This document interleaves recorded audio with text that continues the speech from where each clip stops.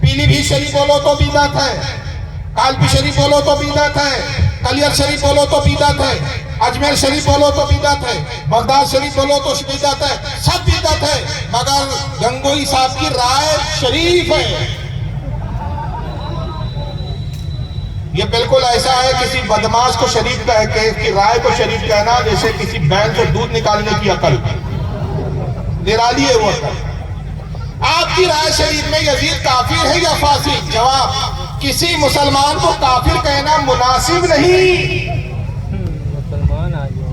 یزید کے بارے میں کچھ یاد نہیں آ رہا ہے کہ بھئی یہاں بھی تو اختلاف ہے، یہاں بھی لکھ سکتے تھے کہ یزید کے کفر پر اختلاف ہے۔ امام احمد ابن حنبل کافر کہتے ہیں، امام عبدالرحمن ابن جوزی کافر کہتے ہیں، امام سعد الدین طبرانی کافر کہتے ہیں، البتہ حضرت امام غزالی کافر نہیں کہتے، امام اعظم ابو حنیفہ کفر لسان کرتے ہیں، مجدد الثانی کفر لسان کرتے ہیں۔ دونوں باتیں رکھنی تھی، لیکن نہیں، کیوں یہاں اپنے والد محترم یزید کی بات ہوئی؟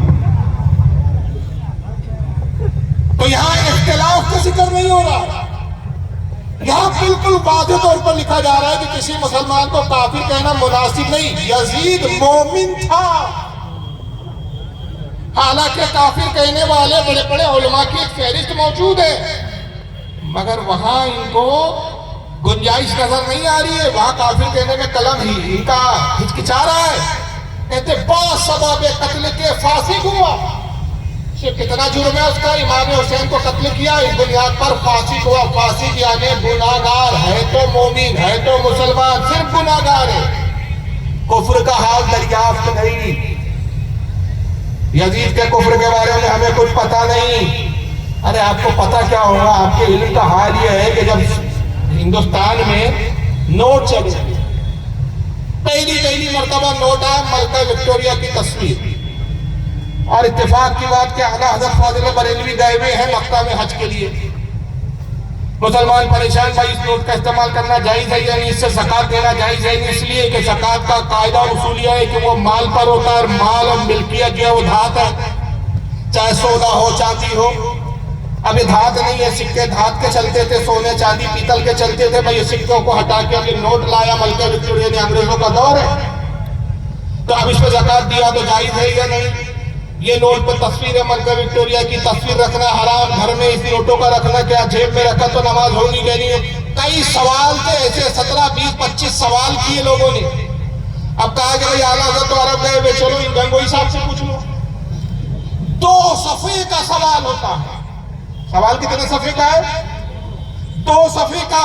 اور گنگوئی صاحب کے علم کا عالم کیا ہے؟ ایک لائن میں جواب لکھتے ہیں کہ فقیر کو تحقیق نہیں، فقط بندہ عبدالرشید گنگوئی۔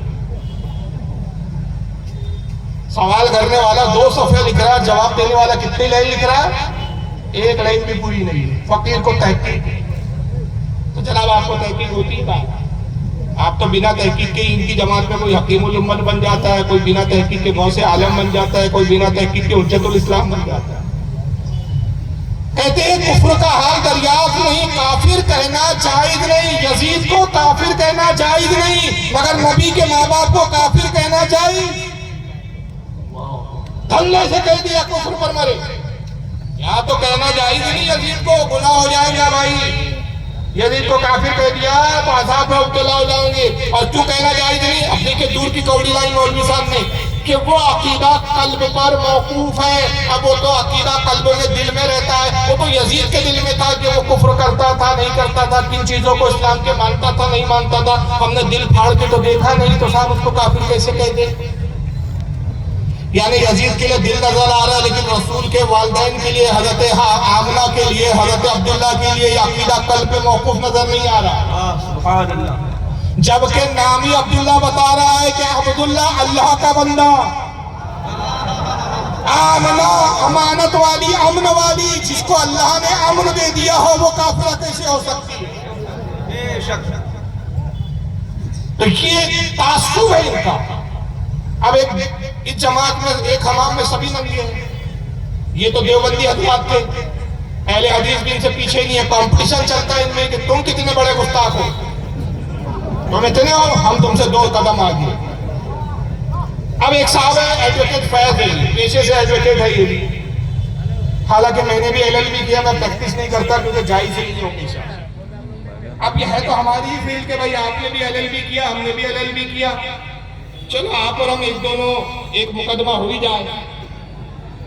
ہزاروں بار چیلنج کیے لیکن ان چیزوں کو نہ شرم ہے نہ غیرت ہے، نہ سامنے آتے، ساتھ چھپتے بھی نہیں، سامنے آتے بھی نہیں. عجب پردہ ہے کہ چلمن سے لگے رہے.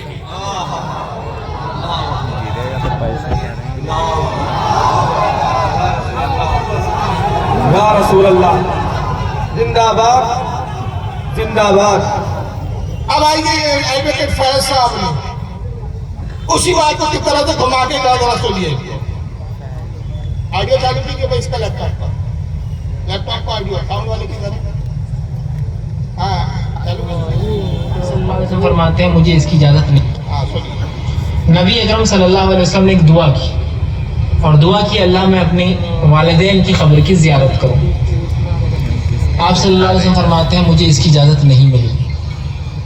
اس کے بعد آپ ایک مرتبہ فجر پڑھے اور صحابہ کو جمع کیا اور کہا اب تم قبروں کی زیارت کیا کرو. میں نے اللہ سے پہلے دعا کی تھی قبر کی زیارت کی اپنے والدین کی، مجھے اجازت نہیں ملی، لیکن اب مجھے اجازت مل گئی ہے، لہذا عبرت حاصل کرنے کے لیے قبروں کی زیارت کیا کرو.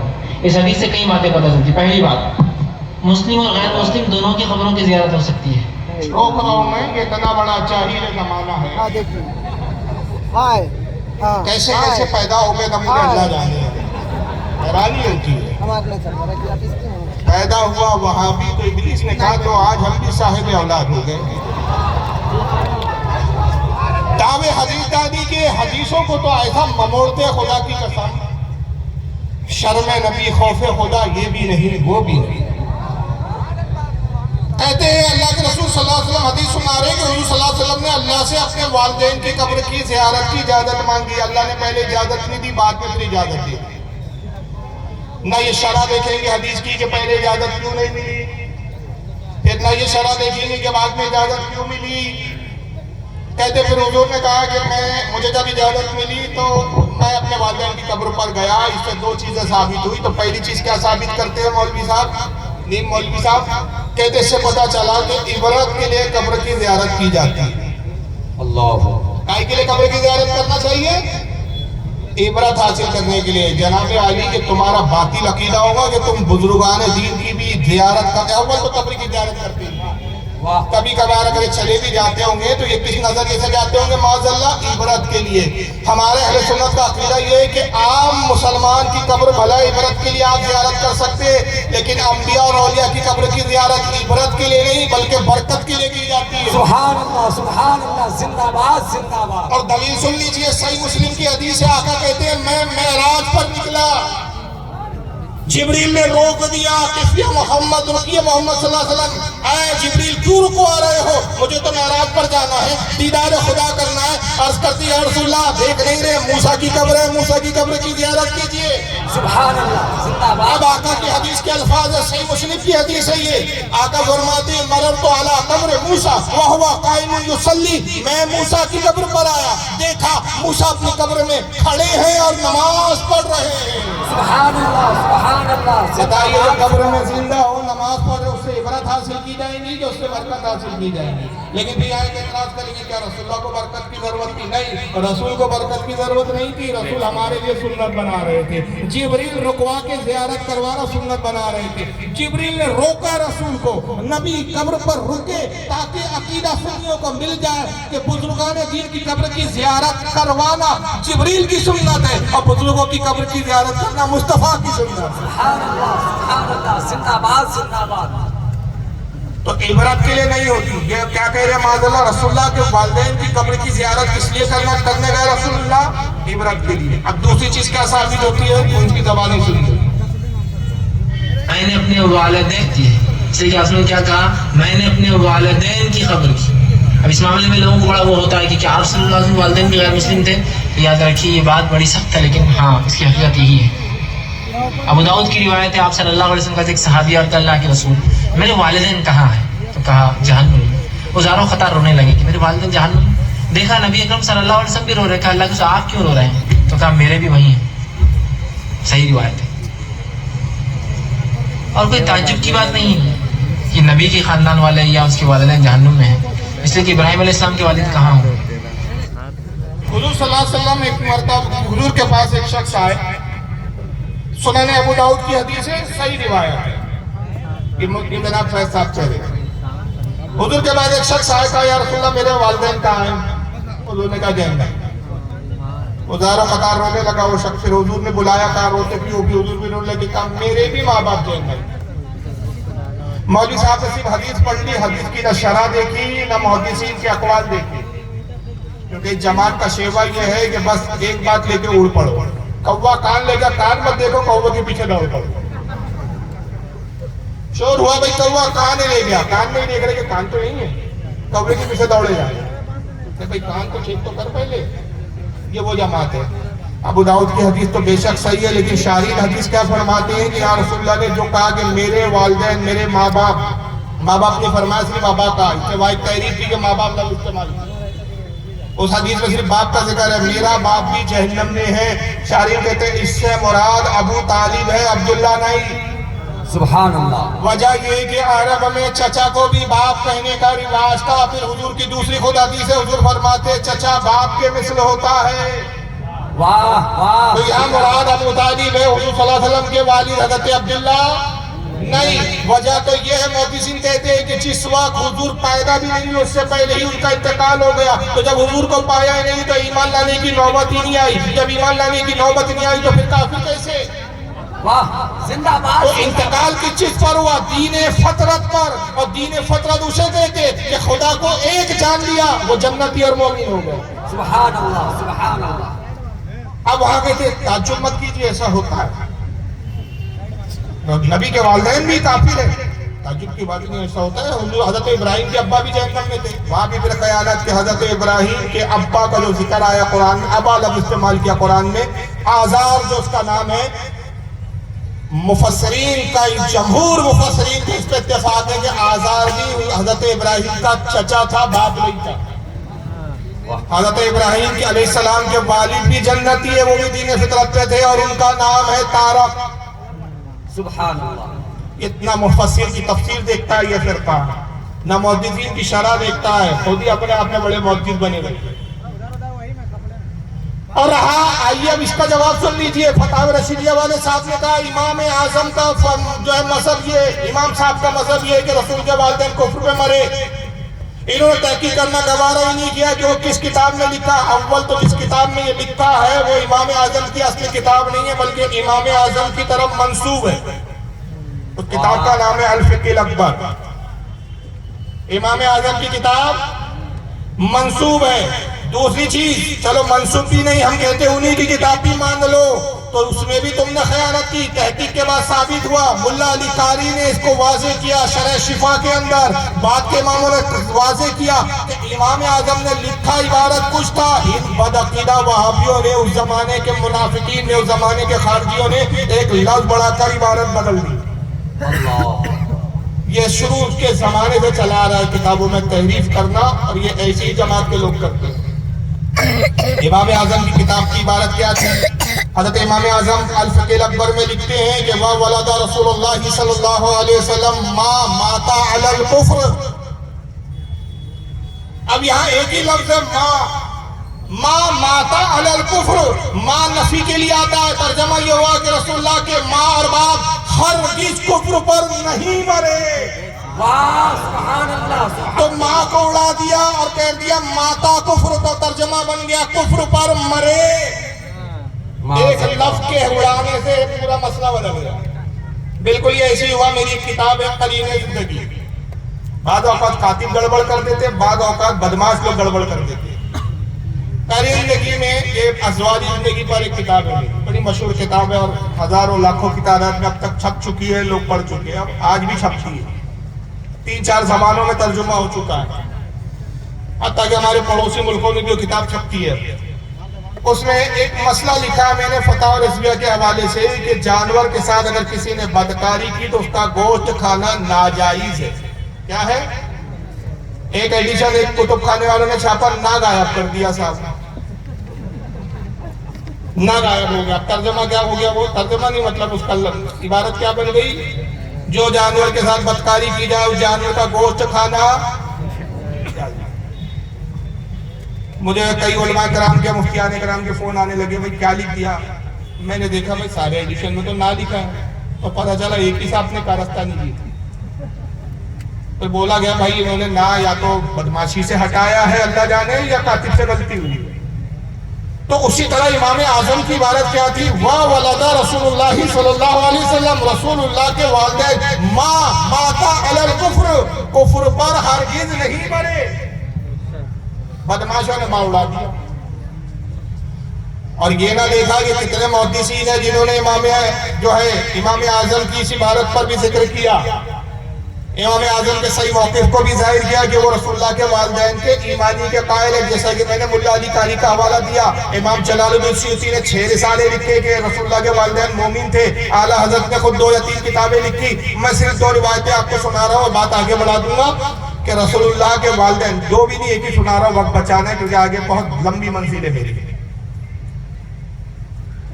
حضرت علامہ امام اسماعیل حقی رحمۃ اللہ علیہ تفسیر روح البیان کے اندر لکھتے ہیں کہ حضرت یونس علیہ السلام کو مچھلی نے نگل لیا۔ آپ کو واقعات معلوم ہوں گے، تفصیلات نہ معلوم ہو تو علماء سے پوچھ لیجئے کہ آخر آپ مچھلی کے پیٹ میں کیوں گئے؟ 40 دن تک مچھلی کے شکم میں رہے آپ۔ 40 دن کے بعد اللہ کے حکم سے مچھلی نے حضرت یونس کو اگلا۔ 40 دن مچھلی نے اپنے پیٹ میں حضرت یونس علیہ السلام کو ہضم نہیں کیا، تکلیف نہیں پہنچائی، حفاظت کرتی رہی مچھلی۔ اللہ تعالیٰ نے مچھلی کو مخاطب کیا اور ارشاد فرمایا کہ اے مچھلی تو میرے نبی کو 40 دن تک اپنے شکم میں لے کر دریا میں گھومتی رہی، حفاظت کرتی رہی، بتا انعام کیا چاہتی ہے؟ مچھلی نے بڑے ادب سے عرض کیا، مولا میں نے سنا ہے کہ تیرے آخری نبی تمام انبیاء کے سردار تشریف لائیں گے تو ان کو جنت میں ایک نہر کوثر دے گا، جو جنتی اس کا پانی سے سیراب ہوں گے۔ اے رب قدیر، اگر کوئی انعام دینا چاہتا ہے کہ میں نے تیرے نبی کی حفاظت کی اور 40 دن پیٹ میں رکھا، تو انعام یہ چاہتی ہوں کہ مجھے جنت میں نہر کوثر میں ڈال دیں۔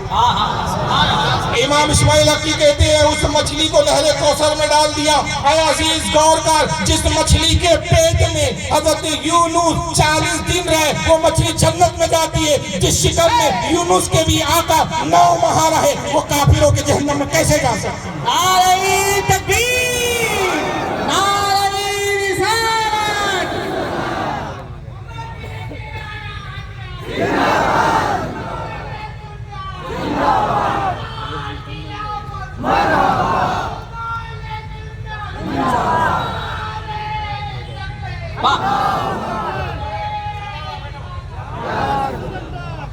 آخر یہ پرابلم کس سے ہے بھائی؟ یہ نبی سے پرابلم ہے، اس لیے نبی کی وجہ سے نبی کے ماں باپ سے پرابلم ہے۔ یہ ہر اس چیز سے نفرت کرتے ہیں جس کا تعلق رسول اللہ سے۔ اب چونکہ میلاد کا تعلق بھی نبی سے ہے، وہاں بھی نفرت ہے۔ نفرت کا عالم کتنا ہے؟ ڈاکٹر ذاکر نائک کو ذرا سن لیجیے۔ آپ دیکھیں گے کہ ہمارے مسلم معاشروں میں جتنے ہیں، خصوصاً انڈیا، پاکستان اور ممالک میں، کہ ایک ارے بھائی کہاں چلے گئے کل وہیں بیٹھے رہو بھائی، بھاگنا نہیں ہے، بار بار آئیں گے ویڈیو۔ آپ دیکھیں گے کہ ہمارے مسلم معاشروں میں جتنے ہیں، خصوصاً انڈیا، پاکستان اور ممالک میں، کہ ایک عید میلاد النبی منایا جاتا ہے، وہ birthday of the prophet. اور اگر آپ دیکھیں گے یہ 12 ربیع اول ہے، اور جہاں تک کہ ہمیں حدیث کی روشنی میں ہمیں یہ ثابت نہیں ہوتا ہے کہ محمد صلی اللہ علیہ وسلم نے کبھی اپنا سالگرہ بنائے، یا صحابہ نے، یا تائین یا تبتائین نے کبھی، یا تائین یا تبتائین نے کبھی ان کا سالگرہ بنائے۔ تو جب محمد صلی اللہ علیہ وسلم نے کبھی کہا نہیں کہ میں سالگرہ بناؤں، یا کبھی صحابہ نے نہیں بنائے، اور اگر آج ہم ان کا سالگرہ بناتے تو یہ بدعت ہو جاتا ہے۔ تو سالگرہ بنانے کی کوئی ضرورت نہیں ہے۔ سالگرہ منانے کی کوئی ضرورت نہیں ہے، نبی پاک صلی اللہ علیہ وسلم کا یہ بدعت ہو جاتا ہے۔ ہم کو قرآن و حدیث میں نہیں ملتا کہ نبی کو نے کہا جو ہے سالگرہ منانا چاہیے۔ اور پھر اتنے بڑے اسکالر ہیں، ایک لفظ بڑا عجیب بولا انہوں نے، میں بھی پہلے حیران ہوں بولنا کیا چاہ رہے ہیں۔ وہ ہے تابعین تبع تابعین، اس کو کہتے ہیں تائین تائین تائین تائین کیا لائے انہوں نے، تائین تبع تائین۔ اور اس کی جماعت کے لوگ اس کو بہت بڑا اسلامی اسکالر بولتے ہیں بھائی۔ اور ان کے گھر جا جا کے ہم نے کتنے بار مناظرے کے چیلنج کیے جب یہ بمبئی میں تھے، اب تو بھگوڑے گھوشت ہو گئے، کبھی تیار نہیں۔ تو تائین نہیں منایا، تبع تائین نہیں منایا، نہیں صاحب وہ تائین منائیں گے بھی نہیں، وہ تبع تابعین منائیں گے۔ اور وہ تابعین منائیں گے. تائین کون ہوگا؟ تائین کا ہی کو منائیں گے. تو یہ بدعت ہے صاحب. قرآن میں ان کو نہیں ملا میلاد منانا, حدیث میں نہیں ملا. اچھا چلو, اب ان کی بس قسمت کی ایک بار یہ انٹرویو دیتے بیٹھے تھے اور میلاد کے خلاف بول رہے تھے. تو ایک سنی ہماری اسلامی بہن نے کال کر دیا. اب اس سے پتہ چل گیا کہ یہ ہمارے گھر کی, ہمارے مطلب ہماری جماعت کی عورتوں کا جواب نہیں دے سکتے, تو یہ ہمارا کیا جواب دیں. اب ذرا دیکھیے کیا ہوا ان کا انٹرویو, ذرا سنیے. جی جی. دوسرا سوال یہ ہے کہ کہا جاتا ہے حدیث میں کہ مسلمانوں کو غیر مسلموں کی تقلید نہیں کرنی چاہیے. جی. تو جو یہ ٹائی اور جو جس سوٹ میں آپ بیٹھے ہیں یہ غیر مسلم زیادہ پہنتے ہیں, بلکہ وہی پہنتے ہیں. تو کیا یہ جائز ہے ٹائی پہننا یا یہ فل سوٹ پہننا ہے؟ بہت شکریہ. دونوں سوال بڑے اہم سوال. ٹائی پہ تو پہلی بات ہوئی تھی, ایک اور تفصیل سے بھی میں چند دنوں میں بات ہم کریں گے ٹائی کے حوالے سے اور حوالے سے. کتنی دیر کنٹرول ہو؟ 40 سیکنڈ ہمارے پاس ہے بریک پہ جانے سے پہلے, اس لیے ہم جواب جو ہے اس کا محترمہ خواتین حضرات, ڈاکٹر ذاکر نائک کے ساتھ ایک طویل نشست جاری ہے گفتگو کی. اور ڈاکٹر صاحب پہلی جو بات بریک پہ جانے سے پہلے آپ اس کو کچھ فردہ کرنا چاہیں گے یا آگے بڑھنا؟ اور دوسرا سوال جو تھا, دوسرا سوال آگے بڑھتے ہیں. میرے پاس بہت سے سوال. ایک سوال خواتین نے پوچھا ہے, کچھ سمجھ میں آیا آپ کے؟ ایک عورت نے, خاتون نے سوال کیا ہے کہ ڈاکٹر ذاکر نائک صاحب بہت بدعت کر رہے ہیں, آپ یہ جو لباس پہن کے بیٹھے ہیں نا, ٹائی کوٹ, یہ تو غیروں کا لباس ہے. اور قرآن و حدیث کے مطالعے کے بعد تو ہمیں یہی پتہ چلتا ہے کہ اللہ رسول نے ہمیں غیروں کی مشابہت اختیار کرنے سے منع کیا ہے, روکا ہے. تو یہ جو آپ لباس پہنے ہیں یہ تو عیسائیوں کا ہی لباس ہے, مشابہت میں نہیں بلکہ بے آئینی, انہی کا کلچر ہے, انہی کا لباس ہے. تو یہ جو آپ لباس پہنے ہوئے ہیں اس کا ثبوت کہاں ہے قرآن حدیث میں؟ تو فوراً جو اینکر بیٹھا تھا اس کو بریک یاد آ گیا, اس کو لگا کہ ایسا نہ نائک صاحب پیشاب نہ کر دے کوئی جواب دے. تو اس نے فوراً کہا کنٹرول روم کتنے منٹ باقی ہیں بریک پہ جانے کے لیے؟ اس نے کہا 40 سیکنڈ, 40 سیکنڈ باقی ہے. ہاں تو بریک پہ چلے جاتے. بریک پہ گئے, سانس واس لی, بریک سے واپس آئے. پھر انہوں نے کہا وہ جو سوال پوچھا گیا تھا بریک سے پہلے اس کا جواب دینا چاہیں گے یا پردہ کرنا چاہیں گے؟ تو انہوں نے کہا پردہ ہی کر لو, جماعت بھی پردے والی ہے, پردہ کر لو, مطلب وہ سوال کا جواب چھوڑ دو, آگے دوسرا پوچھو.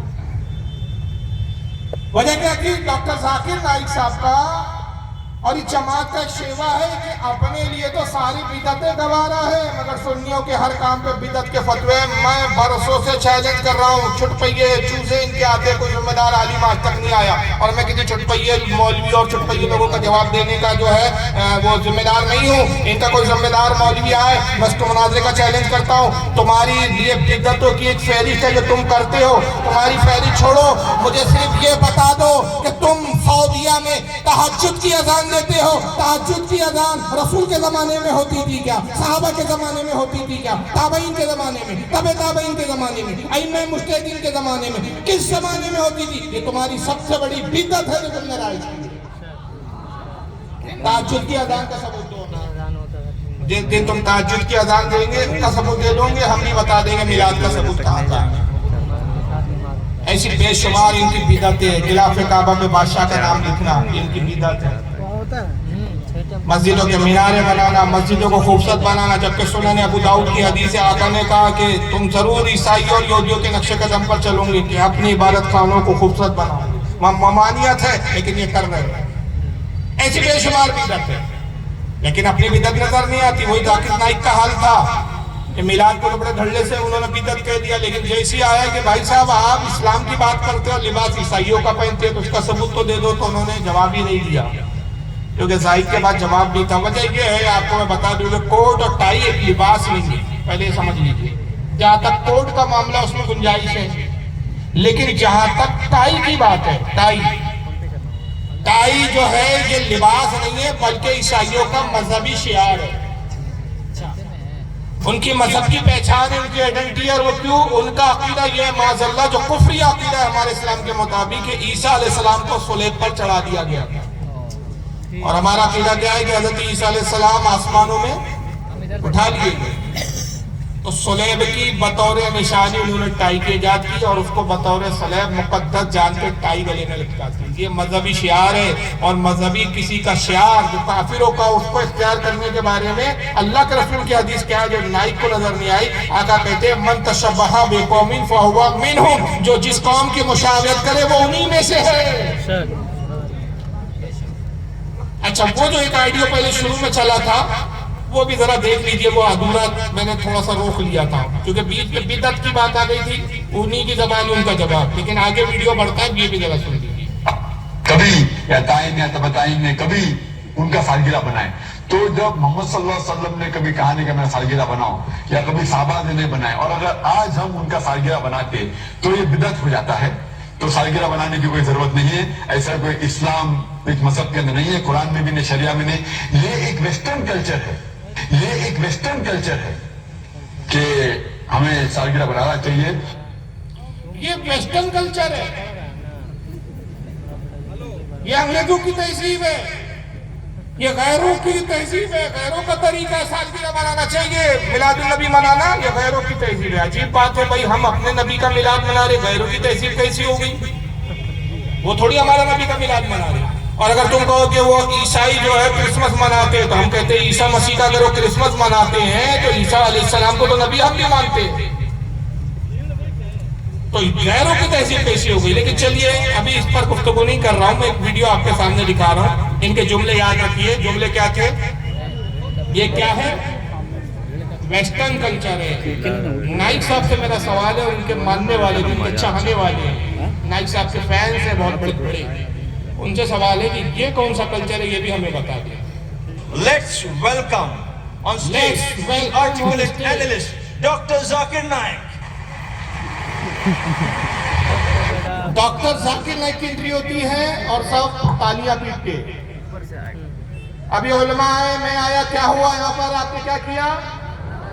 نعرے تکبیر لگایا, اپنے رب کی پاکی کا بیان کیا, رسول کی رسالت کا اعلان کیا. جب یہ آتے ہیں تو ہجڑوں کی طرح, چھکوں کی طرح تالیاں پیٹی جاتی ہیں.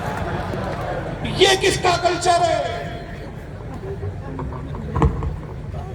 دینی جلسوں میں دین کا اسکالر آ رہا ہے, تالیاں پیٹی جا رہی ہے, کن سے کلچر ہے؟ اچھا, پھر میں آیا, سیدھا سیدھا اسٹیج پر آیا, علماء مسافے کر رہے تھے, گرم جوشی کے ساتھ ملاقات کر رہے تھے, استقبال کر رہے تھے.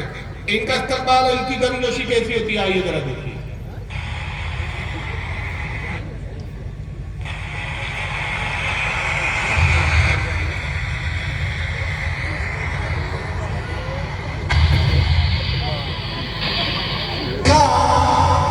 بیک گراؤنڈ میں ڈھنگ ڈھنگ ویلن کی انٹری ہو رہی ہے.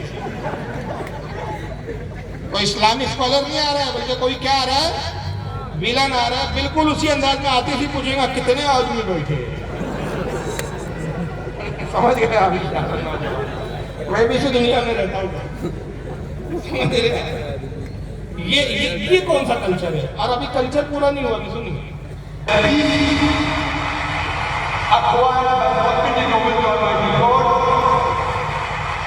is the only solution for the whole of life. And worship the Creator. Alhamdulillah. Wassalatu wassalam. جیسا کہ میں نے عرض کیا, خواتین و حضرات, ہماری یہ آج کی آخری نشست ہے.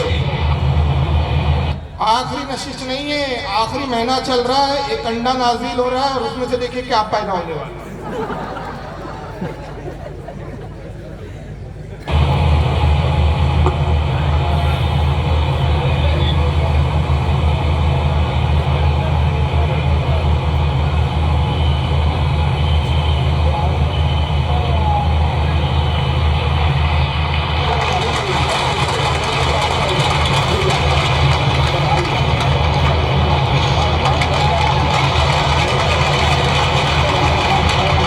کون سا ایلینز نازل ہوا ہے, کہاں سے آیا یہ کون سا کلچر ہے؟ نہیں, آپ لوگ ہنس رہے, لیکن میں بہت سنجیدگی سے سوال کر رہا ہوں. یہ کون سا کلچر ہے؟ یہ رسول اللہ سے ثابت ہے, صحابہ سے ثابت ہے. جب رسول اللہ خطاب کرنے آتے تھے ایسے انڈوں میں سے نکلتے تھے. ایسی پالکیاں لائی جاتی تھی، پالکیاں کھلتی تھی، ایسی تالیاں پیٹی جاتی تھی. جب سرکار تشریف لاتے رہے صحابہ کرام میں کیا یہی انداز ہوتا تھا؟ یا صحابہ جاتے رہے تبلیغ کے لیے، یا ہمارے ائمہ اور ہمارے بزرگان دین تبلیغ کے لیے واعظ و نصیحت کے لیے جاتے رہے یہی انداز ہوتا تھا؟ انڈے اترتے تھے، انڈوں میں تو چوزے نکلتے تھے. کیا کریں؟ تو یہ جو کرے سب جائز. اور ایک دوسری چیز دیکھیے آپ، جو اسٹیج ڈالا گیا ہے، یہ اسٹیج دیکھ کر آپ اندازہ لگاتے ہیں لاکھوں روپے کا اسٹیج ہے. ایک واحد ڈاکٹر ذاکر نائک اکیلا کھڑا ہے، کوئی عالم نہیں ہوتے اس کے اسٹیج پر، کسی کو ساتھ میں نہیں بٹھایا جاتا. یہ ون مین شو، اکیلا کھڑے ہو کے وہ تقریر کرتا ہے. ایک آدمی کے اتنا بڑا اسٹیج، لاکھوں روپے کا ڈیکوریشن اس کے پیچھے. تب ان کو غریب بچیاں یاد نہیں آتی، بیوائیں یاد نہیں آتی، شادیاں غریب بچوں کی یاد نہیں آتی. جیسی میلاد میں غریب جھنڈیاں لگاتے ہیں ان کو بچیاں یاد آنے لگتی، بیوائیں یاد آنے لگتی ہیں. انہوں نے کبھی اپنے ملاؤں کے گریبان پکڑ کے نہیں پوچھا نائک اتنے بڑے اسٹیج لگانے کی، یہ تماشا کرنے کی ضرورت کیا ہے؟ کیا تو منی بھائی ہے جو مجرا کرنے آیا ہے انڈے میں سے نکل کے؟ کہ تو دین کی بات کرنے آیا؟ اول تو دین کی بات کرتے نہیں، سوائے یہ فتنہ پھیلانے کی. یاد رکھیے ایک محلے میں سب سنی ہوتے، یہ جماعتی فتنوں کی جماعت ہے. پورا محلہ سنیوں کا ہوتا ہے، سب صلاۃ و سلام پڑھنے والے ہوتے ہیں، سب نظر نیاز، سب بزرگان دین کے چاہنے والے.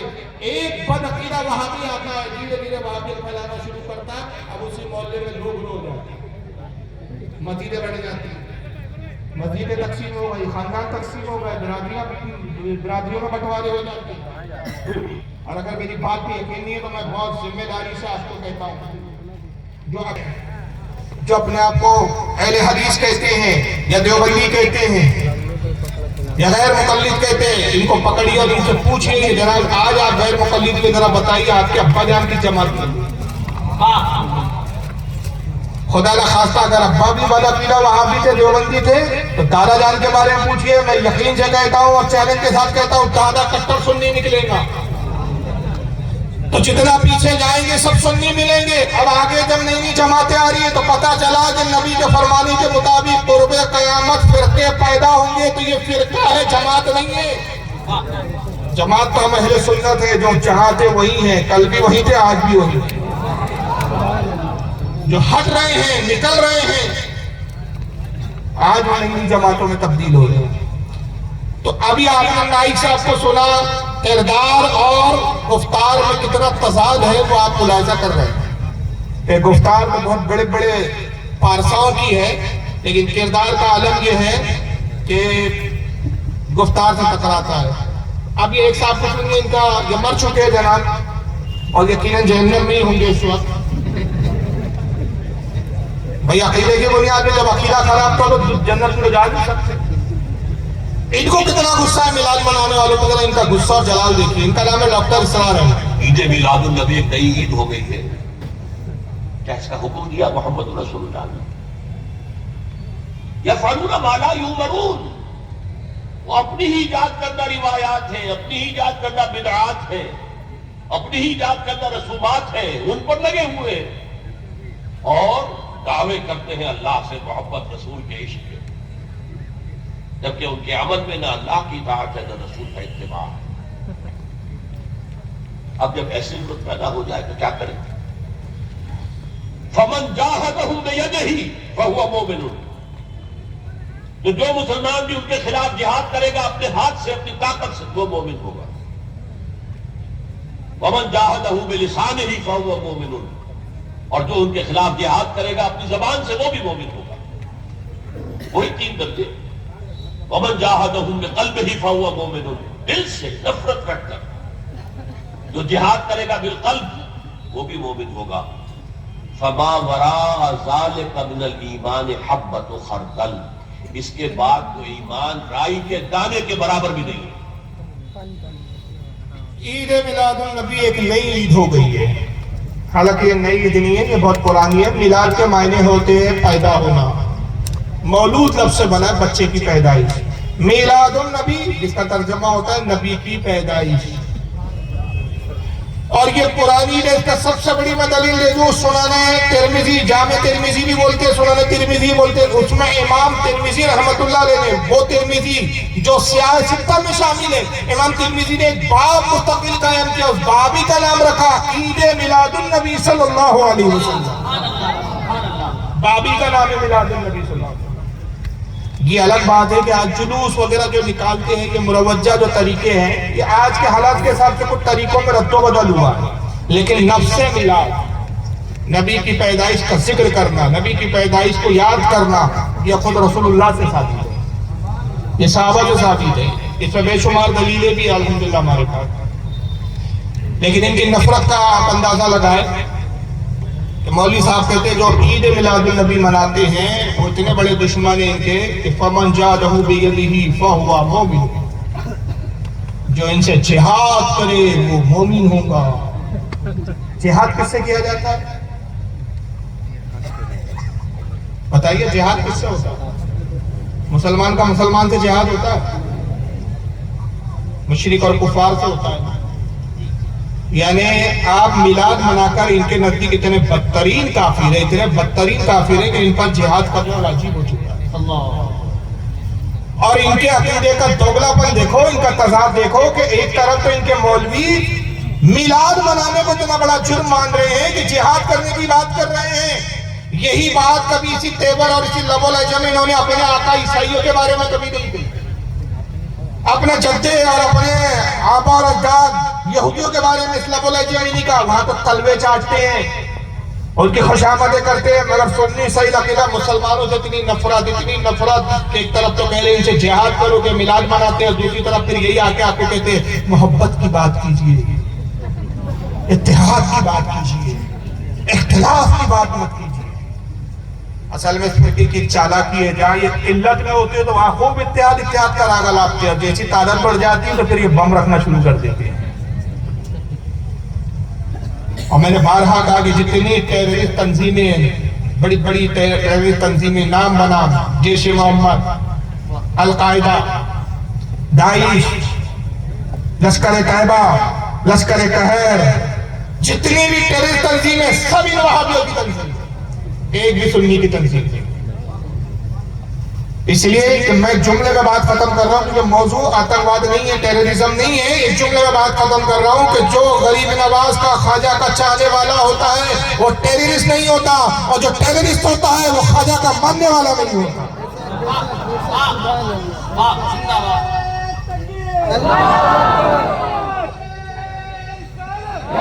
یہ کون لوگ ہیں تو کہتے ہیں کہ جہاد کرو، جو میلاد منا رہے ہیں جب ایسی صورت پیدا ہو جائے کہ میلاد منانے والے میلاد منانے سے باز نہ آئے، رکے نہیں۔ اچھا آپ کہہ رہے ہیں بھائی کون سا جرم کر رہے ہیں کہ آپ کو اتنا بڑا کافی ڈکلیئر کر دیا گیا کہ جہاد فرض ہو گیا؟ میں تو یہ کہتا ہوں خدا کی قسم میلاد منا کے آپ توحید کا علم بلند کر رہے ہیں۔ آپ سب سے بڑے موحد ہیں، موحد کہتے ہیں توحید کا ماننے والا، اللہ کو ایک جاننے والا۔ وجہ کیا ہے؟ اللہ کی کروڑوں رحمت ہمارے علماء اہل سنت پر جنہوں نے محفلوں کی مجلسوں کو منعقد کیا، میلاد کی محفلوں کا انعقاد کیا، تاکہ محفل میلاد کے ذریعے ہر سال یہ قوم تک میسج جائے، قوم کبھی گمراہ نہ ہو جائے۔ اس لیے کہ پچھلی قوموں کا حال یہ ہوا، حضرت عزیر علیہ السلام کو یہودیوں نے دیکھا، ان کے کمالات دیکھے، 100 سال کے بعد ان کا مر کر دوبارہ زندہ ہونا دیکھا، انہوں نے حضرت عزیر کو خدا کا بیٹا کہہ دیا۔ عیسیٰ علیہ السلام کے معجزات کو دیکھا، خدا کا بیٹا کہہ دیا۔ رسول کے معجزات تو تمام انبیاء سے زیادہ تھے، ڈر اور اندیشہ تھا کہ خدا کا بیٹا یا خدا نہ کہہ دیا جائے، تو ہر سال میلاد منا کے قوم کے ذہن میں یہ عقیدہ راسخ کر دیا گیا، محمد خدا کے بیٹے نہیں، عبداللہ کے بیٹے ہیں، آمنہ کے بیٹے ہیں، عبداللہ عبد المطلب کے پوتے ہیں، یہ پیدا ہوئے تھے۔ جو پیدا ہوتا ہے وہ انسان ہوتا ہے، خدا نہیں ہوتا۔ زندہ باد، زندہ باد، زندہ باد۔ تو یہ میلاد النبی توحید کا اعلان ہے۔ ہم کہتے ہیں میلاد النبی آ گیا، نبی کی پیدائش کا دن آ گیا، ہمارا نبی پیدا ہوا اور خدا ہوا لم یلد ولم یولد، نہ وہ کسی سے جنا گیا نہ اس نے کسی کو جنا، یہ جنے گئے ہیں۔ یہ خود پیدا ہوئے، ان سے اولادیں پیدا ہوئی. حضرت فاطمہ ان کی اولاد ہے، حضرت زینب ان کی اولاد ہے، ام کلثوم ان کی اولاد ہے، حضرت قاسم ان کی اولاد ہے، حضرت محسن ان کی اولاد ہے. اولادیں بھی ہوئی، یہ خود اولاد بن کر بھی آئے. جو اولاد ہوتا ہے اور جو صاحب اولاد ہوتا ہے وہ انسان ہوتا ہے، خدا نہیں ہوتا، خدا کا بیٹا نہیں ہوتا. تو میلاد میں تو توحید کی بات کی، لیکن یہ جہاد کی بات کر رہے ہیں. عجیب سرفرے لوگ ہیں. اور پھر کہتے ہیں کہ اگر جہاد نہ کر سکو، لڑ نہ سکو تو کیا کرو؟ پھر کہتے ہیں فَمَنْ جَادَهُ بِلِسَانِهِ فَهُوَ مُؤْمِنٌ. زبان سے خلاف بولو ان کے. اور ایک طرف کہتے ہیں ہم کسی کو برا نہیں دیں، مگر مولوی جی درد دے رہے کہ زبان سے بولو. اور زبان سے بولنے کی بھی ہمت نہ ہو. جہاں سنیوں کی میجورٹی ہو، سنیوں کی تعداد زیادہ ہو، تم کام ہو جوتے پڑھنے کا ڈر ہو، تو پھر وہاں کیا کرو؟ زبان سے نہیں بول سکتے، طاقت سے نہیں لڑ سکتے. فَمَنْ جَادَهُ بِقَلْبِهِ فَهُوَ مُؤْمِنٌ. اپنے دل میں، قلب میں نفرت رکھو. یہ لفظ ہے کہ میں اپنی طرف سے بول رہا ہوں. لب الہجہ تھا ان کا، دیکھا نا چہرہ کیسا بنا کے بول رہا تھا. نفرت رکھو ان سے. میلاد منانا اتنا بڑا گناہ ہو گیا کہ آپ سے نفرت کا حکم ہو. اور تم نبی کی توہین کرنے کے بعد اگر ہمارے علماء کا ان سے دور رہو تو تم ہمارے علماء کو بدنام کرنا شروع کرتے ہو، کے ساتھ اختلاف کی بات کرتے، بانٹنے کی بات کرتے. حالانکہ ابھی آپ میں تھوڑی سی علمی بات کر رہا ہوں، اس کو سمجھے، جواب بھی علمی ہونا ضروری ہے. کہ میلاد النبی کو سبھی بدعت کہتے ہوئے آ رہے. ذاکر نائک نے بھی بدعت کہا، یہ بھی بدعت کہتے ہیں. ان بیچاروں کو بدعت کی تعریف ہی نہیں معلوم. میرا تو چیلنج ہے کہ اگر واقعی کسی اہل حدیث کی ماں نے اس کو اپنا سچا بیٹا جنا ہے تو وہ صرف بدعت پر مجھ سے مناظرہ کر لے. میں انہی کے گھر کی ایک کتاب دکھا رہا ہوں، انہی کے گھر کی، انہی کے مولوی کی. پہلے اپنے گھر کا جائزہ لے لو تو تمہیں کچھ پتا چلے. پڑھتے لکھتے کچھ ہو نہیں، صرف ان کی نمازیں اور یہ ہاتھ بھر کی لمبی داڑھی دیکھ کے چلے جاتے ہیں ان کے پیچھے. سوچو داڑھی بڑی ہے تو صاحب علم بھی بہت زیادہ ہوگا. یہ کتاب ہے میرے سامنے، آپ کے سامنے میں دکھا رہا ہوں، مجموع الفتاوی. علامہ ابن تیمیہ کی کتاب ہے. 661 ہجری میں پیدا ہوا، غیر مقلد، نام نہاد اہل حدیث کو شیخ الاسلام، امام العصر اور دنیا بھر کے القاب دیتے. سب سے بڑا عالم مانتے ہیں. کئی جلدوں میں اس کی کتاب ہے مجموع الفتاوی. اس کی جلد نمبر 18 ہے، صفحہ نمبر 198. بدعت کی تعریف ابن تیمیہ نے کیا کی؟ یہ تمہارے گھر کا مولوی ہے. میں وہ ان محدثین کے حوالے نہیں دکھا رہا ہوں کہ جن محدثین کو ہم بھی مانتے، تم بھی مانتے. میں اس کو دکھا رہا ہوں جس کو تم ہی مانتے ہو. آئیے بدعت کی تعریف کو کیا کرتے جناب ابن تیمیہ صاحب. کہتے ہیں والبدعت ما خلافت الکتاب والسنت او اجماع سلف الائمہ من الاعتقادات والعبادات. کہتے ہیں بدعت اس کو کہتے ہیں جو سنت، نبی کی سنت، کتاب قرآن عظیم، نبی کی سنت، اجماع اور سلف صالحین کے اعتقادات اور عبادات کی مخالفت کرے، اس کو سنت کہتے ہیں. اس کو بدعت کہتے ہیں. بدعت کس کو کہتے ہیں؟ ہر نئے کام کو بدعت نہیں کہتے. یہ وہاں بڑے کیا چالاکی کرتے. نبی نے میلاد منایا کیا؟ صحابہ نے میلاد منایا کیا؟ کیا صحابہ نے جلوس نکالا کیا؟ یہ بدعت کی تعریف نہیں ہے کہ جو کام صحابہ نے نہیں کیا، رسول نے نہیں کیا، وہ بدعت ہو گیا. نہیں، تمہارے ابا جان ابن تیمیہ کہے اس کو بدعت نہیں کہتے. بدعت اس کو کہتے ہیں جو سنت سے ٹکرائے، جو قرآن سے ٹکرائے. مجھے بتاؤ جلوس نکالنا قرآن کی کس آیت سے ٹکرا رہا ہے؟ یہ بتانا اب تمہاری ذمہ داری. جلوس نکالنا، میلاد کی محفل منعقد کرنا، نبی کی پیدائش کا تذکرہ کرنا، بتاؤ رسول کی کون سی سنت اور حضور کے کون سے افعال اور اقوال سے ٹکرا رہا ہے؟ مجھے وہ دکھاؤ. قیامت تک نہیں دکھا سکتے. کیوں؟ اب آئیے معتبر اور مستند امام کا بھی قول میں پیش کر دیتا ہوں. یہ بھی بدعت کی تعریف کیا بیان کرتے ہیں.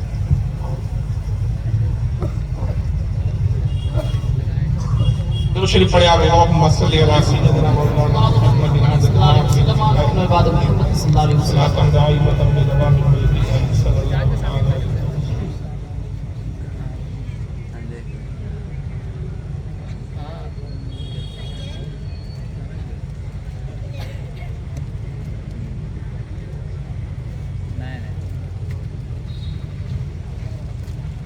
اسکین میں چلیے کوئی بات نہیں، دوسرا حوالہ دیکھ لیجیے آپ. درود شریف پڑھیں اللہم صلی علی سیدنا مولانا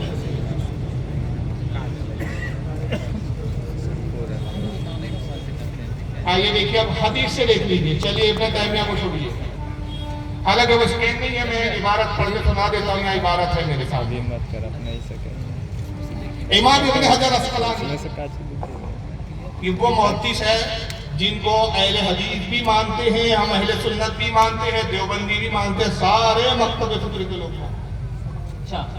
حضرت امام ابن حجر اسقلانی رحمۃ اللہ علیہ فتح الباری شرح البخاری جو صحیح بخاری کی شرح ہے, اس میں بدعت کے بارے میں کیا لکھتے ہیں؟ جلد نمبر 10 صفحہ 164 کتاب الطب حدیث نمبر 5750 کہتے ان الافعال يدل على الجواز وعدم الفعل لا يدل على المنع. کہتے ہیں کہ کسی کام کو اگر رسول نے نہیں کیا, صحابہ نے نہیں کیا, اس سے صرف یہ ثابت ہوتا ہے کہ وہ کام سنت نہیں. حضور کا اور صحابہ کا کوئی کام نہ کرنا اس سے کیا ثابت ہوتا ہے کہ وہ کام شریعت سنت نہیں, اس سے منع ہونا ثابت نہیں ہوتا. منع ہونے کے لیے صحابہ رسول کا قول چاہیے. بہت جامع تعریف ہے یہ, اس کی اہمیت کو جو سمجھ گیا نا تو وہ مناظرے جیت رہے ان سے. یہ سنیوں کو یاد رکھنے والی چیز ہے. یہ منع ہونے کی دلیل چاہیے. مثال کے طور پہ آپ کو سمجھانے کے لیے کہتا ہوں, صرف حضور نے نہیں کیا, صحابہ نے نہیں کیا, اس کام سے بدعت نہیں ہو جاتا. جیسے آئس کریم آپ اور ہم کھاتے ہیں کہ نہیں کھاتے ہیں؟ رسول اللہ نے آئس کریم کھائی ہے. اب کوئی کہے جناب آئس کریم کھاؤ مت, آپ کو یہ رسول نے کبھی آئس کریم نہیں کھائی. ہم کہیں گے حضور کا نہ کھانے سے صرف یہ ثابت ہوا کہ سنت نہیں ہے. اگر حضور آئس کریم کھاتے ہیں تو سنت بن جاتا. حضور نے نہیں کھایا تو سنت نہیں ہے, منع ہونے کی دلیل نہیں. منع کیوں ہے اس کی دلیل دینا تیرے ذمہ ہے کہ آئس کریم میں ایسی کیا چیز ملی ہے کہ جو ناجائز اور ناپاک ہے, اس کی وجہ سے نہیں کھانا چاہیے, وہ ثابت کر. اب ہم بریانی کھاتے ہیں, کوئی آئے صاحب بریانی کیوں کھا رہے ہو؟ رسول اللہ نے کبھی بریانی نہیں کھائی. ہم کہیں گے نبی کا نہ کھانا اس کے ناجائز ہونے کی دلیل نہیں. کیوں؟ یہ امام ابن حجر اسقلانی نے امام بتا رہے, بڑے بڑے علماء نے بدعت کی تعریف کی ہے. اب اس کی دلیل آئیے حدیث سے سن لیجیے. اب نبی کا قول سن لیجیے. آپ کے سامنے اسکرین پر سنن ابن ماجہ سیاہ ستہ کی کتابوں میں سنن ابن ماجہ. اب باب الاطعمہ کھانے پینے کا بیان, حدیث نمبر 3366 نمبر کی حدیث. ان سلمان الفارسی رضی اللہ تعالیٰ عنہ, حضرت سلمان فارسی سے روایت ہے, قال سئل رسول اللہ صلی اللہ علیہ وسلم. حضرت سلمان فارسی کہتے ہیں رسول اللہ سے سوال کیا گیا. اردو سے صحابہ نے پوچھا عن السمن والجبن والفراء. صحابہ نے کہ اللہ کے نبی صلی اللہ علیہ وسلم بتائیے پنیر کھانے کے بارے میں کیا حکم ہے؟ اتفاق کی بات آج پنیر ہی کھایا میں. پنیر پسند ہے میرے مہربان نے, اللہ ان کو اچھا ہے کہ پنیر ہی کھلائے. پنیر کے بارے میں سوال ہوا, حضور پنیر کھانے کے بارے میں کیا فرماتے ہیں؟ گھی کھانے کے بارے میں کیا کہتے ہیں؟ فرا کے ترجمے بہت سارے ہوئے جو زیادہ تر علماء جس ترجمے کی طرف گئے, اور میں نے جو لغتوں میں دیکھا فرا کے معنی وہی میں ترجمہ کر رہا ہوں. چمڑے کا لباس, جانور کے چمڑے کا لباس. ایک لباس کپڑے کا ہوتا ہے, ایک ہوتا ہے جانور کے چمڑے کا, ٹھنڈیوں کے اندر استعمال کرتے ہیں ہم لوگ. اللہ کے نبی جانور کے چمڑے کے لباس کے بارے میں آپ کا کیا حکم ہے؟ پنیر کھانے کے بارے میں کیا حکم ہے؟ گھی کھانے کے بارے میں کیا حکم ہے؟ حضور نے کیا جواب دینا چاہیے مجھے بتائیے. حضور نے سیدھا سیدھا یہ جواب دینا تھا جائز ہے یا ناجائز ہے. حضور ناجائز کہتے تھے, ناجائز ہو جاتا. حضور جائز فرماتے تو جائز ہو جائے. لیکن نبی نے جائز اور ناجائز کا جملہ نہیں کہا, ایک اصول اور ضابطہ دے دیا. نبی کی نگاہ دیکھ رہی تھی 14 سال کے بعد ایسے بیوقوف آنے والے جو بدعت کی تعریف ہی نہیں سمجھ سکے گے, تو آقا نے ایک اصول دے دیا کہ ایک ساختہ اصول دے رہا ہوں, اس اصول پر بدعت ہے یا نہیں اس کو فرق کرو. کیا فرمایا آقا نے؟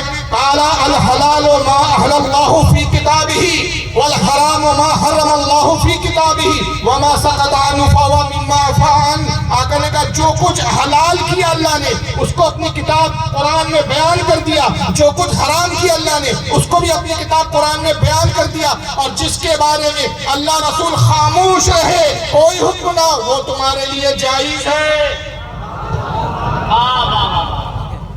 تو اب میلاد منانا ناجائز ہے تو رسول نے کہا میلاد حرام کا تو دکھا، نبی نے کہا حرام کا تو دکھا، نبی اور اللہ نے جس کو حرام نہیں کہا حدیث کے مطابق وہ جائز ہے، اور تو اس کو حرام کہہ کے اللہ رسول ہونے کی دعویٰ کر رہا ہے، تو خدا ہونے کا دعویٰ ہے، تو رسول ہونے کا دعویٰ ہے۔ حقیقت یہ ہے کہ اللہ کے رسول اصول دے رہے ہیں، یہ تو جائز ہے قرآن میں ہے، ناجائز ہے قرآن میں، اور جس کے بارے میں نبی کچھ فرمائی نہیں، اللہ کچھ بیان ہی نہ کرے، وہ تمہارے لیے کیا ہے؟ معاف ہے، مباح، جائز ہے۔ تو اب ناجائز امام غزالی رحمۃ اللہ علیہ اسی حدیث کے تعلق سے حیاء العلوم میں فرماتے ہیں کہ جو کسی کام کو ناجائز کہتا ہے اس کے ذمہ ہے کہ وہ ناجائز کی دلیل پیش کرے، جائز ہونے کے لیے اسی قدر کافی کہ اللہ رسول نے اس کو روکا تھا، ورنہ وہ کام پھر وہابی بھی کرتے ہیں، دلیل دے دے اور دین سمجھ کے کرتے ہیں۔ کیا کر سمجھ کے کرتے ہیں؟ دین سمجھ کے۔ مجھے بتاؤ یہ وہابی مدرسہ بناتے ہیں کہ نہیں بناتے؟ رسول اللہ نے کہا مدرسہ کھولا، بتاؤ۔ اجتماع کرتے ہیں کہ نہیں کرتے؟ اجتماع میں پخانے بھی بنتے بڑے بڑے، حضور نے اس طرح کا اجتماع کہاں کیے وہ بتاؤ۔ خوبصورت مسجدیں بناتے ہو میناروں کے ساتھ، گنبد بناتے ہو مسجد میں، نبی کے زمانے میں کیا اماموں کی تنخواہیں دی جاتی ہے، پڑھانے والے مولموں کی تنخواہیں مقرر ہے، بتاؤ حضور کے زمانے میں کسی امام کو تنخواہ دی جاتی ہے؟ مولموں کو کہاں تنخواہیں دی جاتی تھی؟ قرآن میں زیر و زبر کیے گئے، اعراب لگائے گئے، حضور کے زمانے میں نہیں تھا۔ سعودیہ میں تہجد کی اذان ہوتی ہے، حضور کے زمانے میں نہیں دی گئی، مگر تم یہ سب ثواب سمجھ کے کرتے ہو، تو پھر بتاؤ کہ اس کی کیا تمہارے پاس دلیل ہے؟ ہم اس کو ناجائز اس لیے نہیں کہتے کہ ہمارے پاس تو اصول ہے کہ بھائی جس کام سے اللہ رسول منع نہ کرے وہ تمہارے لیے جائز ہے۔ لیکن دیکھیے جب اس طرح کے بدعت کی تعریفوں سے بھی کام نہیں بنتے ان کے، تو پھر ایک نیا طریقہ لاتے ہیں۔ اب وہ بھی بڑا عجیب ڈھنگ لایا، ذرا سن لیجیے۔ ان کا نام ہے مرزا عمران سلفی، برادر عمران بولا جاتا ہے، حالانکہ برادر ہونے والی کوئی کوالٹی نہیں ہے، ان میں سسٹر ہونے والی کوالٹی بہت اچھی ہے، اس لیے کہ حیدرآباد کے رہنے والے بہرام حیدرآباد جانے سے پہلے ان کو باقاعدہ پیغام بھی آیا ہم آ رہے ہیں، کوئی وقت نکالیے تاکہ آپ اور ہم بیٹھ کے کچھ مسائل میں گفتگو کریں۔ تو انہوں نے کہا نہیں نہیں نہیں، ہم وہ ایسے ٹائم پہ دوپٹہ اوڑھ لیتے کیونکہ ہم پردہ والی خواتین ہیں۔ اب انہوں نے میلاد کو ناجائز و حرام کہنے کے لیے ایک حدیث سنائی، ذرا حدیث سن لیجیے۔ آپ کہیں گے نا بھائی حدیث نہیں لاتے، یہ تو عقل سے بتاتے ہو کہ حرام ہے، جائز نہیں ہے، صحابہ نے کیا کیا؟ نہیں، اب حدیث ہے بھائی۔ اچھا قیامت کا بھی واقع ہو گیا، سمجھو قیامت قائم ہو گئی۔ اب اللہ تعالیٰ بولے اچھا چلو کون کون ہے میلاد منائے؟ تو ہم پورے منائے، ہم پورے اللہ ہم منائے۔ تب یہ جو ہاتھ اٹھائیں گے نا منائے بول کے، اس میں ابو بکر صدیق کا ہاتھ نہیں اٹھے گا، عمر رضی اللہ تعالیٰ عنہ نہیں اٹھے گا، عثمان رضی اللہ تعالیٰ عنہ نہیں اٹھے گا، عائشہ رضی اللہ تعالیٰ عنہ کا نہیں اٹھے گا، خدیجہ رضی اللہ تعالیٰ عنہ کا نہیں اٹھے گا، کوئی صحابی کا نہیں اٹھے گا، پورے 1400 سال بعد والوں کا اٹھے گا۔ اللہ تعالیٰ بولیں گے ارے تم لوگ کیوں منائے؟ اللہ ہمارے نبی سے محبت تھی، آج یہ رسول نے منائے۔ اچھا ایسا، اچھا ابو بکر تم کیوں نہیں منائے؟ کیا ہے کہ اللہ معاف کر، تم بولیں گے کیا کر رہے تم لوگ؟ اللہ پلٹ کے بولے گا کم وقتوں میرے نبی کے صحابہ ہونے کی، اور تم کیوں کیے؟ یہ تقریر کے پورے تبصرے سن لو تو پتا چلتا ہے کہ جاہل فرقے کا نام اہل حدیث ہے،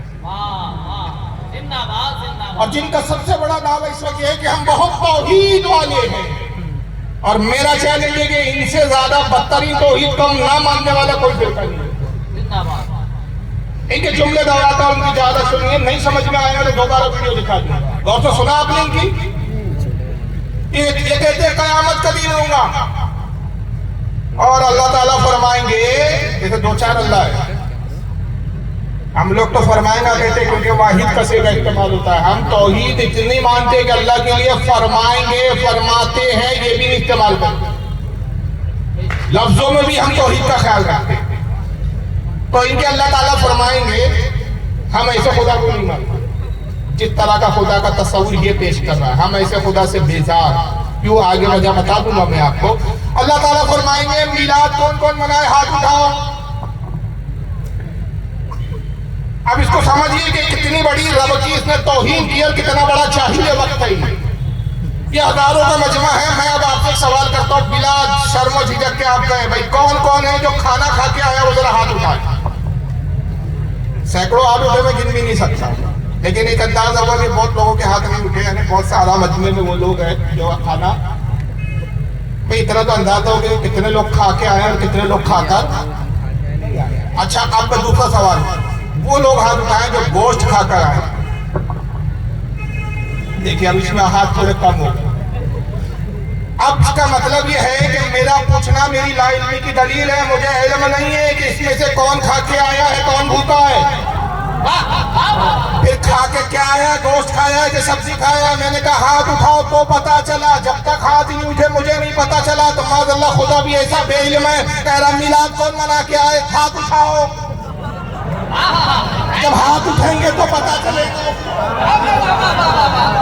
تیری توحید.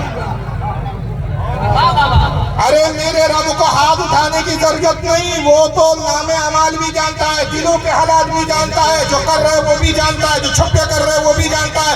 اور ابھی اس مجلس میں بیٹھا ہوں, میرے دل میں کیا ہے تم نہیں جانتے, تمہارے دل میں کیا ہے میں نہیں جانتا, لیکن میرا رب اتنا باخبر کہ اگر اللہ نے زندگی لکھی ہے 20 سال بعد 30 سال بعد میں کہاں ہوں گا مجھے نہیں معلوم, رب کو معلوم ہے. اور میں جہاں ہوں گا اس وقت میرے دل میں کیا خیال گزر رہا ہوں گا میرا رب اس کو بھی جانتا ہے. نعرہ تکبیر, نعرہ رسالت, مسلک اعلیٰ حضرت عقائد اہل سنت علامہ فاروق خان رضوی صاحب قبلہ.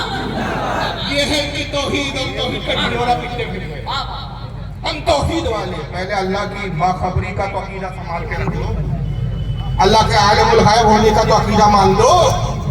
ہاتھ اٹھاؤ, اللہ کہیں گا کون کون میلاد منا کے آئے, وہ جتنے بولے میلاد منانے والے سب کے ہاتھ اٹھیں گے اللہم منائے. ابو بکر صدیق کا ہاتھ نہیں اٹھے گا, حضرت عمر کا ہاتھ نہیں اٹھے گا, عثمان غنی کا ہاتھ نہیں اٹھے گا, مولا علی کا ہاتھ نہیں اٹھے گا, صحابہ کا نہیں اٹھے گا. تو اللہ تعالیٰ کہیں گے ابو بکر تم نے کیوں نہیں ہاتھ اٹھایا, تم نے اللہ کیا کرے معاف کر دے. ایسا بولے گے کیوں, میلاد ہمارے زمانے میں تھا نہیں, کیا کریں اللہ میلاد ہوتا تھا ہم بھی مناتے. تو بدعت ہے جو بریلیوں نے ایجاد کی تھی. اول پہ مثال بیہودہ ہے. سب سے پہلی بات کہ حدیث کا ہے کہ قیامت کا دن ہوگا اور اللہ ایسا پوچھیں گا. اس کا حوالہ دو, مر جاؤں گے قیامت آ جائیں گے تمہارے باپ دادا قبر سے کھود کے بھی بلا لو تو جواب نہیں دے سکتے کہ حدیث میں کہاں آیا ہے. جھوٹی حدیثیں گڑھتے ہو, شرم نہیں آتی تم کو. قیامت کا دن ہوگا ہاتھ اٹھائے جائیں گے. اب ہو سکتا ہے کوئی کہے کہ انہوں نے جملہ کہا, فاروق صاحب اس جملے کو آپ نظر انداز کر کے کیوں بات کر رہے ہو. کہیں صاحب میں انصاف سے بات کروں گا, ہم تمہاری جماعت کی طرح تھوڑی ہے جو بے انصافی سے بات کرتے ہیں, ہم تو مکمل بات کرتے ہیں. انہوں نے کہا قیامت کا دن ہوگا سمجھ لو. ایگزامپل دیا, فور ایگزامپل تصور کرو بھائی, قیامت کا دن ہوگا, اللہ تعالیٰ کہیں گا کون کون میلاد منا کے ہاتھ اٹھاؤ, تو سب کے ہاتھ اٹھیں گے. بدعتیوں کے ابو بکر کا نہیں اٹھیں گا. کیوں, تو ابو بکر کہیں گے اللہ معاف کر دے ہماری کبھی میلاد نہیں تھی. تو چلو تمہاری مثال تم نہیں پڑھ, ہمارا عقیدہ نہیں ہے ایسا. لیکن صاحب انگریزی کا ایک محاورہ ہے کہ جیسے کو تیسا, سمجھ رہے نا, جیسے کو تیسا. اس اعتبار سے میں تمہاری مثال تم پہ فٹ کر رہا ہوں. قیامت کا دن ہوگا, اللہ تعالیٰ پوچھے گا کون کون بخاری پڑھ کے آیا ہاتھ اٹھاؤ. تو سارے غیر مقلد اہل حدیثوں کا ہاتھ اٹھائیں گا, اے اللہ بخاری بخاری بخاری بخاری, ہم بخاری والے ہم بخاری والے. ابو بکر کا نہیں اٹھے گا, عمر کا نہیں اٹھے گا, اے عمر ابو بکر کیوں, کیا کرے اللہ بخاری ہمارے زمانے میں تھی نہیں. کون کون 40 دن کے چلے کاٹ کر آیا, اے اللہ 5 چلے میں, اے اللہ 6 چلے, 8 چلے میں, چلے, اے چلا چلا چلا, سب چلا چلا ہوگا, چلا چلا. ابو بکر کیا تم کیوں نہیں ہاتھ اٹھائے, کیا کرے پروردگار تبلیغی جماعت ہمارے ٹائم تھی جی, وہ کا 2-4 چلے ہم بھی لگا کے. اپنے گریبان میں بھی تو جھانکو. بس بریلیوں کو بولنا آتا ہے, یہی وجہ ہے کہ تمہارے مولوی سامنے ہی نہیں بیٹھتے ہیں.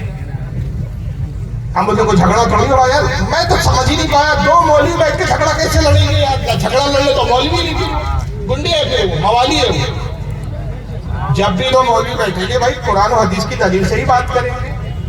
اور ہم نے تو اب اس وقت اتنے تم کو آفر دے رکھے ہیں, اتنی چھوٹ دے رکھی ہے, بولتے ہیں نا وہ بھائی ایک آفر کے ساتھ ایک آفر اور فری. ہم نے کہا بھائی کوئی ضرورت نہیں، اتنے بڑے مجمع میں مناظرہ کرو، بھیڑ لگاؤ، 2 اسٹیج لگاؤ. گیا وہ زمانہ، کٹیار کا مناظرے کا دور گیا، جھریے کے مناظرے کا دور گیا، پرانے دوروں کی باتیں. آج تو ٹیکنالوجی کا زمانہ ہے، ایک کیمرہ رکھنا ہے، 5 تمہارے لوگ 5 ہمارے لوگ بیٹھ کے مناظرہ کر لو، ریکارڈنگ کر لو، لوگ گھروں میں دیکھ لیں گے. کوئی جھگڑا نہیں، کوئی لا اینڈ آرڈر کی کوئی ضرورت نہیں، سب اپنی اپنی جگہ برابر. لیکن تیاری نہیں ہوتی ان کے ملک. اب دوسرا اس میں کفر اس نے اور ایک بکا ہوا تھا، اس کی توحید ہی خراب ہے مکے کی. دوسرا کفر کیا بکا اس نے کہ جب ابو بکر اور ان کا ہاتھ نہیں دے گا تو اللہ پلٹ کر بولیں گے. دیکھو جملے سن تو ورنہ بولیں گے آپ الزام کیوں نہیں لگا رہے. سن لیجیے. قیامت قائم ہو گئی. اب اللہ تعالیٰ بولے اچھا چلو کون کون ہے میلاد منائے تو ہم پورے منائے، ہم پورے اللہ منائے. ابھی جو ہاتھ نہیں نا منائے بول کے اس میں ابو بکر صدیق کا ہاتھ نہیں اٹھے گا، عمر رضی اللہ تعالیٰ کا نہیں اٹھے گا، عثمان نہیں اٹھے گا، پورے 1400 سال بعد والوں کا اٹھے گا. 1400 سال بعد والوں کا اٹھیں گا.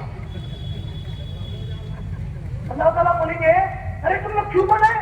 اللہ ہمارے نبی سے محبت تھی، آج کے رسول سے بنائے. اچھا ایسا، اچھا ابو بکر تم کیوں نہیں بنائے؟ کیا ہے کہ اللہ معاف کر دو بولیں گے. کیا کر رہے تم لوگ؟ اللہ پلٹ کے بولے گا کم وقت ہو میرے نبی کے صحابہ نے انہیں کیا. اللہ پلٹ کر بولے گا کم وقت ہو. ابھی میں آپ کے سامنے دیکھ رہا ہوں، پیچھے کیا ہو رہا ہے مجھے نہیں معلوم. آپ پلٹ کر دیکھتے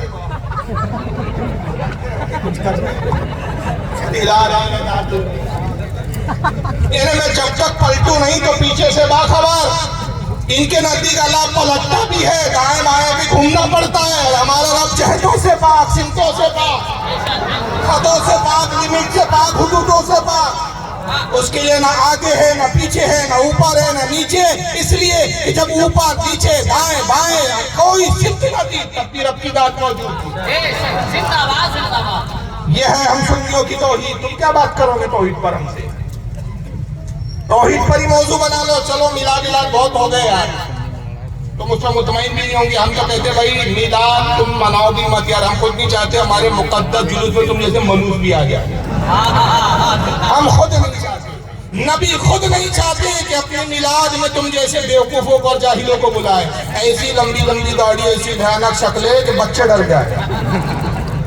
حالت تو یہ ہے کہ کل رات خواب میں ابلیس کو دیکھا، ساری صورت جناب کی سی تھی. ہم خود نہیں چاہتے یار تم ہمارے بزرگان دین نہیں چاہتے کہ تم اپنے منوس شکلیں لے کر ان کی قبروں اور مزاروں پر آؤ.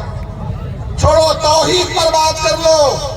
میں چیلنج کر رہا ہوں یہاں کے غیر مقلدوں کو اگر شوق ہو تو صرف توحید کو موضوع بنا لو. اور تمہیں چیلنج ہے کہ تم بریلیوں کو مشرک ثابت کر دو اور میں تمہاری کتابوں کے حوالے سے تمہیں مشرک ثابت کر کے لگاؤں. نعرہ تکبیر، نعرہ رسالت، مسلک اہل سنت، علماء اہل سنت، علامہ فاروق خان رضوی. تو یہ اندازہ لگائیے آپ ان حضرات کا کہ سنی عوام کو اپنے فرقے میں ورگلا کے لانے کے لیے کیسے کیسے ہتھ کنڈے چلتے ہیں. صحابہ نے نہیں منایا، انہیں نے. آئیے میں 2-4 میرے پاس حوالے بہت وقت اتنا ہے ہی نہیں. سب سے پہلے تو اگر قرآن سے ثابت کروں تو قرآن کی میرے پاس اس وقت 11-12 آیتیں ہیں رسول کی پیدائش کی نسبت سے جس میں میلاد کا ذکر ہے. میلاد تو معنی حضور کی پیدائش کا ذکر ہے، اسی کو میلاد کہا گیا. اور اگر حدیث کی بات کریں تو اتنی حدیثیں حضرت ابو امامہ سے روایت ہے، کہتے قلت یا نبی اللہ. حضرت ابو امامہ صحابی کہتے میں نے رسول اللہ سے عرض کیا ما کان اول و بدی امری، اللہ کے نبی اپنی پیدائش کے بارے میں کچھ بتائیے، اپنی میلاد کا ذکر کیجئے. یہ حضرت ابو امامہ حدیث کے راوی حضور سے خود پوچھے یا رسول اللہ اپنی میلاد کا ذکر کیجئے، آپ کیسے پیدا ہوئے، آپ کی تکلیف کیسے ہوئی، وہ بتائیے. قال دعوت ابی ابراہیم. ابو امامہ سن میں ابراہیم کی دعا ہوں. کون سی دعا؟ ابراہیم خانہ کعبہ تعمیر کر رہے تھے اور جب کعبے کی تعمیر مکمل ہوئی رب نے فرمایا ابراہیم جاؤ جب ابو قبیس پر جاؤ نعرہ لگاؤ، اعلان کرو کہ اللہ کا گھر تعمیر ہو گیا، زیارت کے لیے. اعلان کیا؟ کوئی نہیں آیا، تھا ہی نہیں کوئی آس پاس. عرض کیا مولا میں نے آواز لگائی، کوئی نہیں کیا. رب نے فرمایا تو نے آواز لگائی، آواز لگانا تیرا کام تھا اور جن کے نصیب میں حج تھا ان تک یہ پہنچانا میرا کام تھا. اے ابراہیم میں نے ان ان لوگوں کا آواز پہنچا دی جو اپنی ماؤں کے بطنوں میں ہیں، جو عالم ارواح میں ہیں، جس کی روحیں، جنہوں نے لبیک کہا ان کی قسمت میں میں نے اس گھر کی زیارت کی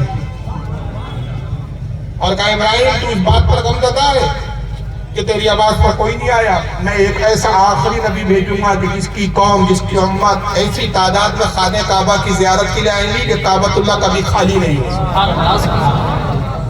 ہزاروں کی تعداد، لاکھوں کی تعداد میں ہوگی۔ عرض کیا مولا اس امت کے اوصاف بتا، اس نبی کے اوصاف بتا۔ اللہ نے فرمایا ابراہیم بچ کے جان لے کہ سب سے افضل ترین امت ہوں گی، بھیجوں گا سب سے آخر، جنت میں سب سے پہلے داخل کروں گا۔ اے ابراہیم اس امت کا حال یہ ہے کہ اس میں جو نبی مبعوث کروں گا محمد صلی اللہ علیہ وسلم کو، محمد وہ ہے کہ انہی کے سبب سے میں نے ساری کائنات کی تخلیق کی۔ لولا لما خلقت الافلاک، اے ابراہیم اگر اس ذات کو پیدا کرنا مقصود نہ ہوتا میں کائنات کی تخلیق نہ کرتا۔ جو سب سے افضل ترین محمد اور سب سے افضل ترین اعلیٰ ہوں گے، پاک صفات ہوں گے، پاک بطنوں سے تولد ہوں گے، ان سے بڑا عظیم کوئی نبی ہوا نہ ہوگا۔ اے ابراہیم میرے سب سے زیادہ محبوب وہی ہے۔ جب بہت تعریفیں کی، اوصاف بتائے، وہ سارے حدیثوں میں آئے ہیں۔ حضرت ابراہیم نے رسول اللہ کے اوصاف سنے، سجدے میں گر گئے، دعا کی مولا اس محمد کو میری نسل میں پیدا کر، اور آپ نے دعا قبول کی، آپ کے بیٹے اسماعیل کی نسل میں پیدا ہوئی۔ اس کی طرف اشارہ کر رہے آقا کہتے ہیں قال دعوت ابی ابراہیم، میں ابراہیم کی دعا، وبشرى عیسیٰ، میں عیسیٰ کی بشارت ہوں کہ عیسیٰ مسیح نے میرے بارے میں بشارت دی، قرآن میں موجود ہے کہ میرے بعد ایک پیغمبر آئیں گے جن کا نام احمد ہوگا، وہ احمد مہدی۔ اور آپ کو حیرانی ہوگی کہ بائبل جو اس وقت موجود ہے، 4 اناجیل موجود ہے، 4 بائبل موجود ہے، اتنی تحریفات کے بعد کہ عیسائیوں نے بڑی کوشش کی کہ رسول اللہ کی پیشن گوئی کی جو چیزیں آئی اس کو نکالیں، اس کے باوجود آج بھی 15 آیتیں حضور کی بشارت پر موجود ہیں آج۔ تو حضور کہتے ہیں وبشرى عیسیٰ، میں عیسیٰ کی بشارت ہوں، ورأت أمي أنه يخرج منها نورا أضاءت منه قصور الشام، اور میری ذات وہ ہے کہ جب میں مولود ہوا تو ایسا نور ظاہر ہوا کہ اس نور کی روشنی میں میری ماں بی بی آمنہ نے ملک شام کے محلات کو دیکھ لیا۔ اس حدیث کو امام محمد ابن حنبل نے لکھا ہے، اس کو امام ابن سعد نے لکھا ہے طبقات الکبریٰ میں، امام طبرانی المعجم الکبیر میں لائے ہیں، امام حاکم المستدرک میں لائے ہیں، امام بہقی دلائل النبوہ میں لائے ہیں، امام سیوطی جامع صغیر میں لائے ہیں، حتیٰ کہ ان کے مسلم عالم جن کو یہ بھی بہت مانتے ہیں، حافظ ابن کثیر نے تفسیر ابن کثیر میں بھی اس حدیث کو نقل کیا۔ تو حضور اپنی میلاد منا رہے ہیں۔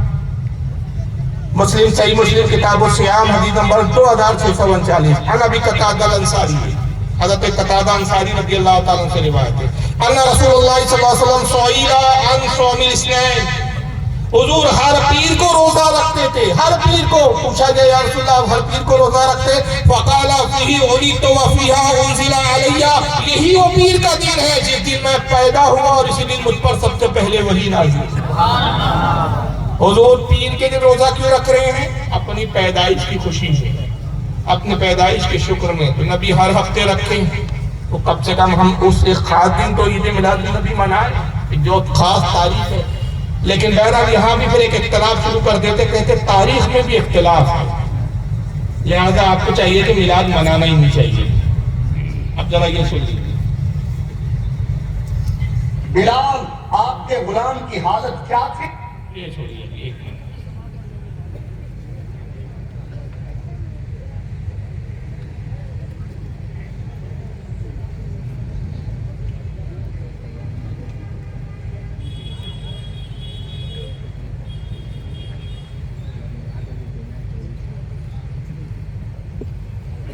ولادت میں تو اختلاف ہے۔ میں نے ابھی آپ سے کہا تھا نا شکلیں ایسی ہے کہ بچے دیکھیں اور آپ پہ ڈر جائیں، جھوٹ کہا تھا،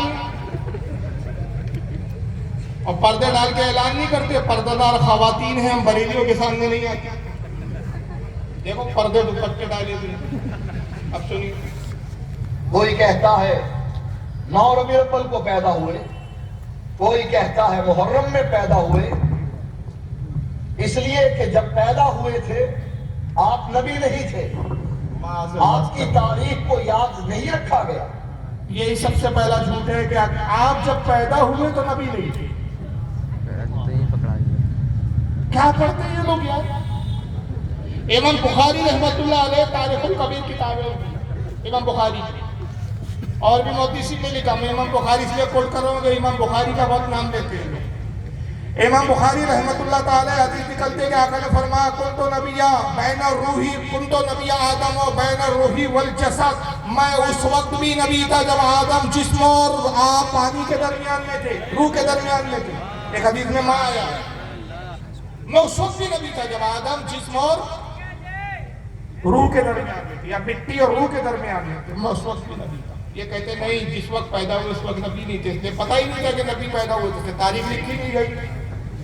حالانکہ مشہور حدیث ہے مدارج النبوت میں، اس کے علاوہ المواہب الدنیا میں امام قسطلانی، سیرت الحلبیہ میں امام برہان الدین حلبی، کئی محدثین نے حدیثوں کو لکھا کہ جس وقت آقا کی پیدائش ہوئی، حضرت شفا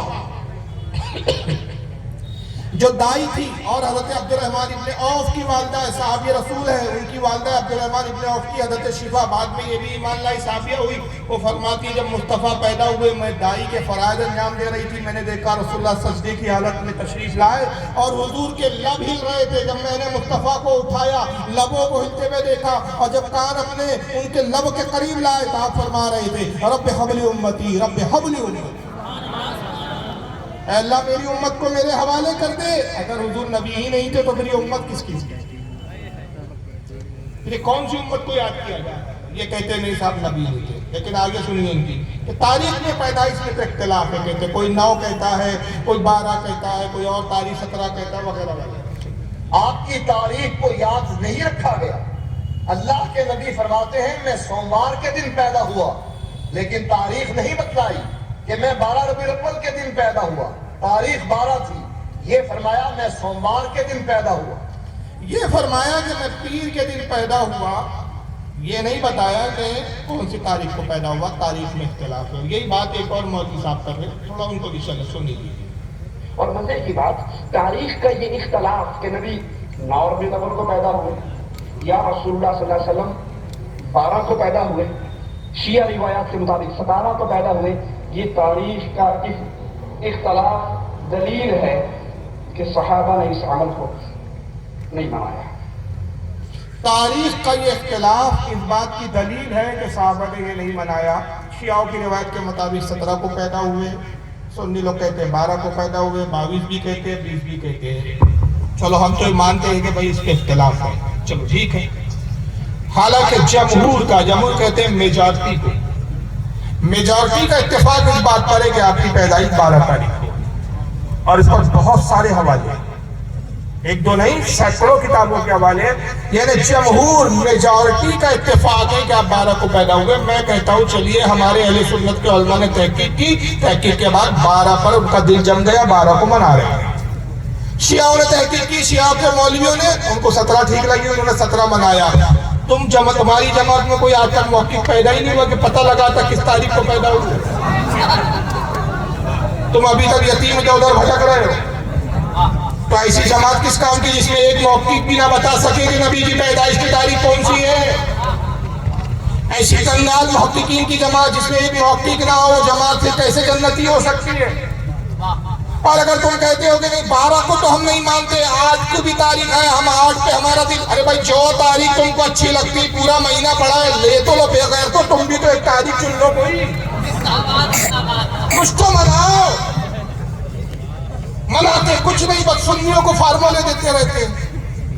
اب یہ جناب نے تاریخ کا اختلاف یہ بتاتا ہے کہ صحابہ نے منایا نہیں، اس کا مطلب کیا نکلا، رزلٹ کیا نکلا؟ جب حضور کی پیدائش میں اختلاف ہے تو پھر منانا ہی نہیں چاہیے، یہ بتانے کا مقصد ہے۔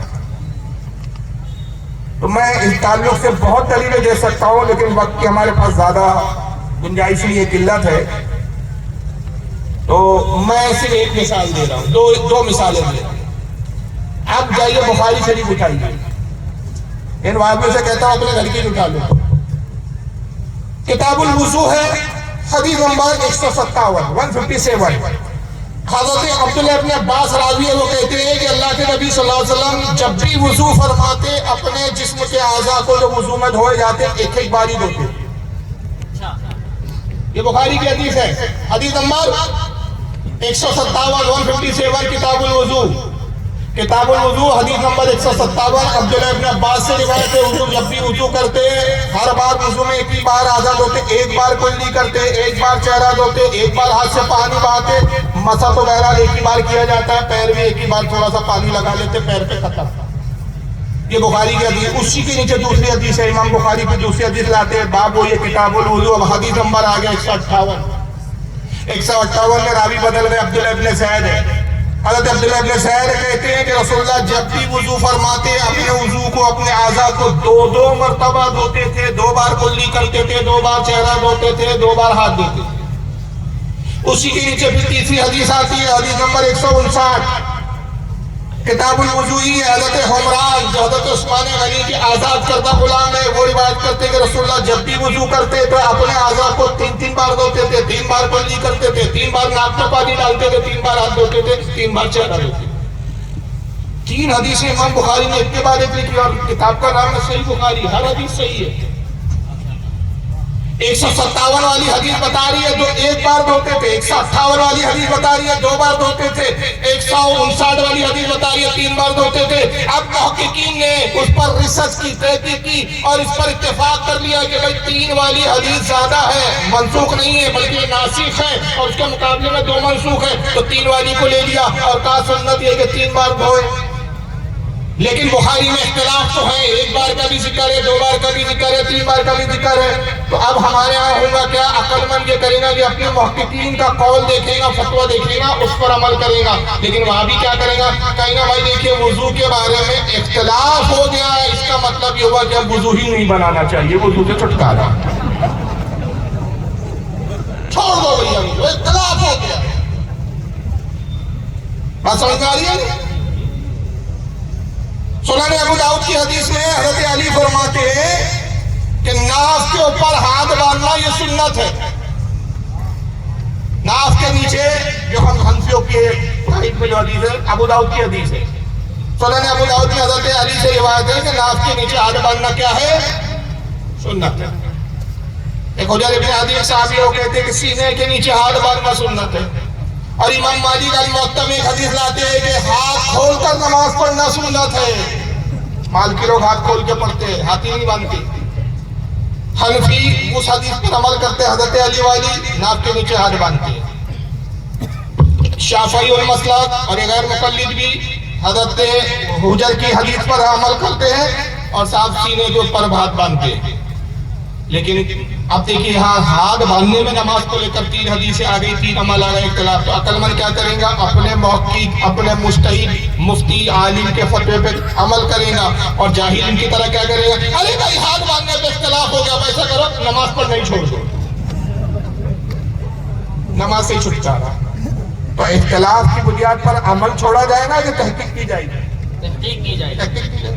अगर रसूल की पैदाइश की तारीख में इख्तिलाफ आ गया है, कोई प्रॉब्लम नहीं है, इससे तहकीक कीजिए, और तहकीक करने के बाद जो तारीख मुनासिब लगे, बेहतर लगे, उस पर अमल कीजिए। लेकिन उसके बाद एक और इनका इतराज आता है, ये भी जरा सुनते चलिए आप। ये सुनिए ब्रदर इमरान, ईद औज़ु बिल्लाहि मिनश शैतानिर, अल्लाह के नबी की हदीस है, अल्लाह के नबी की हदीस है, इस्लाम में सिर्फ ईदैन है। ईदैन माने 2 ईद, ईद उल फित्र, ईद उल अज़हा। नबी कह रहे हैं 2 ईद है, हम तीसरी ईद लेके आ गए, ईद बोल रहे हैं,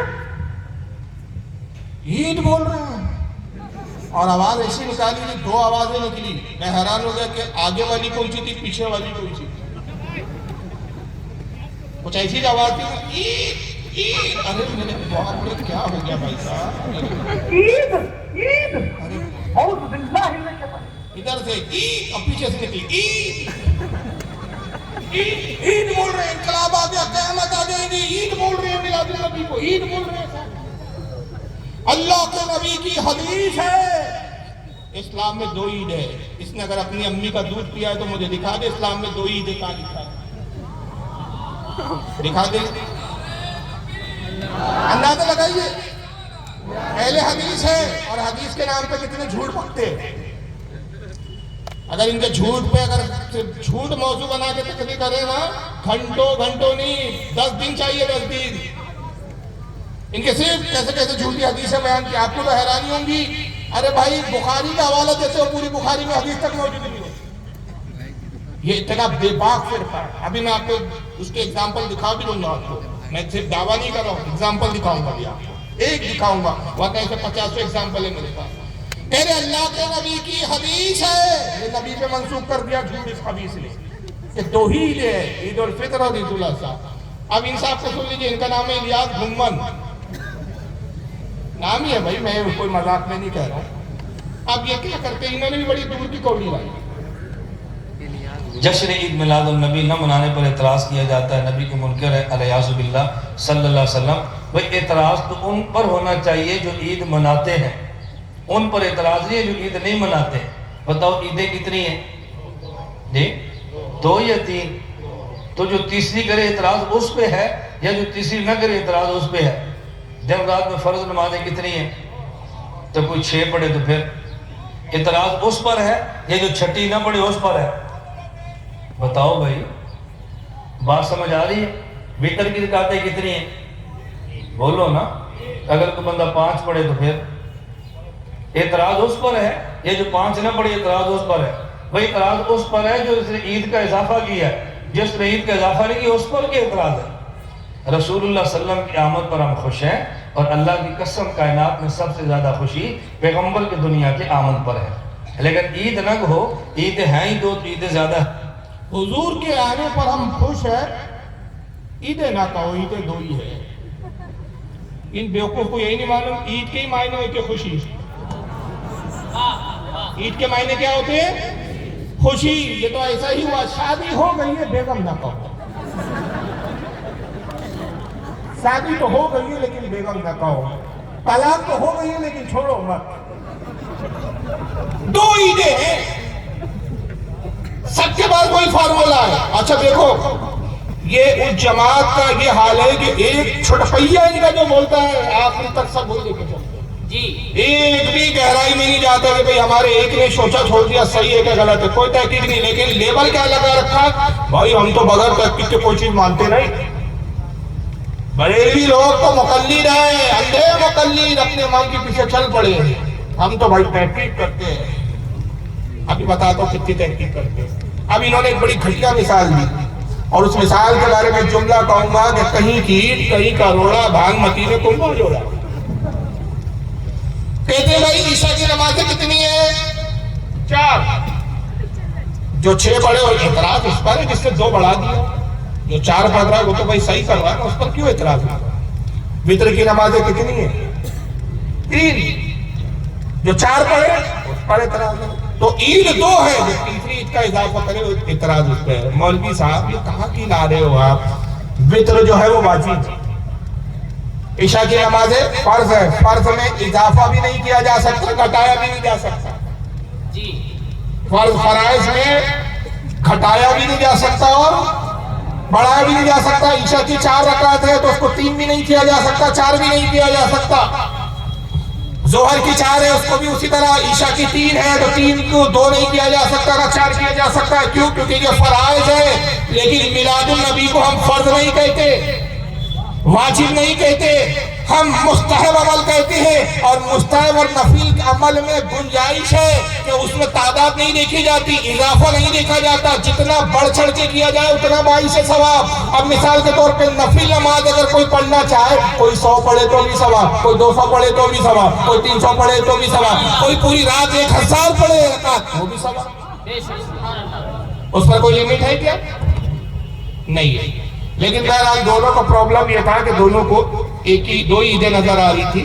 اب میں ایک آپ کو حدیث سے ایک عید بتا رہا ہوں, اور کون سی ہے یہ سنن ابن ماجہ. یہ اہل حدیث لوگ ایسا, تو اندازہ یہ ہوتا ہے کہ جو حدیث نہ پڑھے اس کو آج کل حدیث بولتے ہیں. سنن ابن ماجہ اقامت الصلاۃ باب کا نام, حدیث نمبر 1098. امام ابن ماجہ نقل کرتے ہیں عن ابن عباس رضی اللہ تعالیٰ عنہ قال رسول اللہ صلی اللہ علیہ وسلم ان هذا یوم عید جعل اللہ للمسلمین. آقا کہتے لوگوں جمعے کا دن عید ہے جو مومنوں کے لیے مسلمانوں کے لیے اللہ نے ظاہر کیا ہے.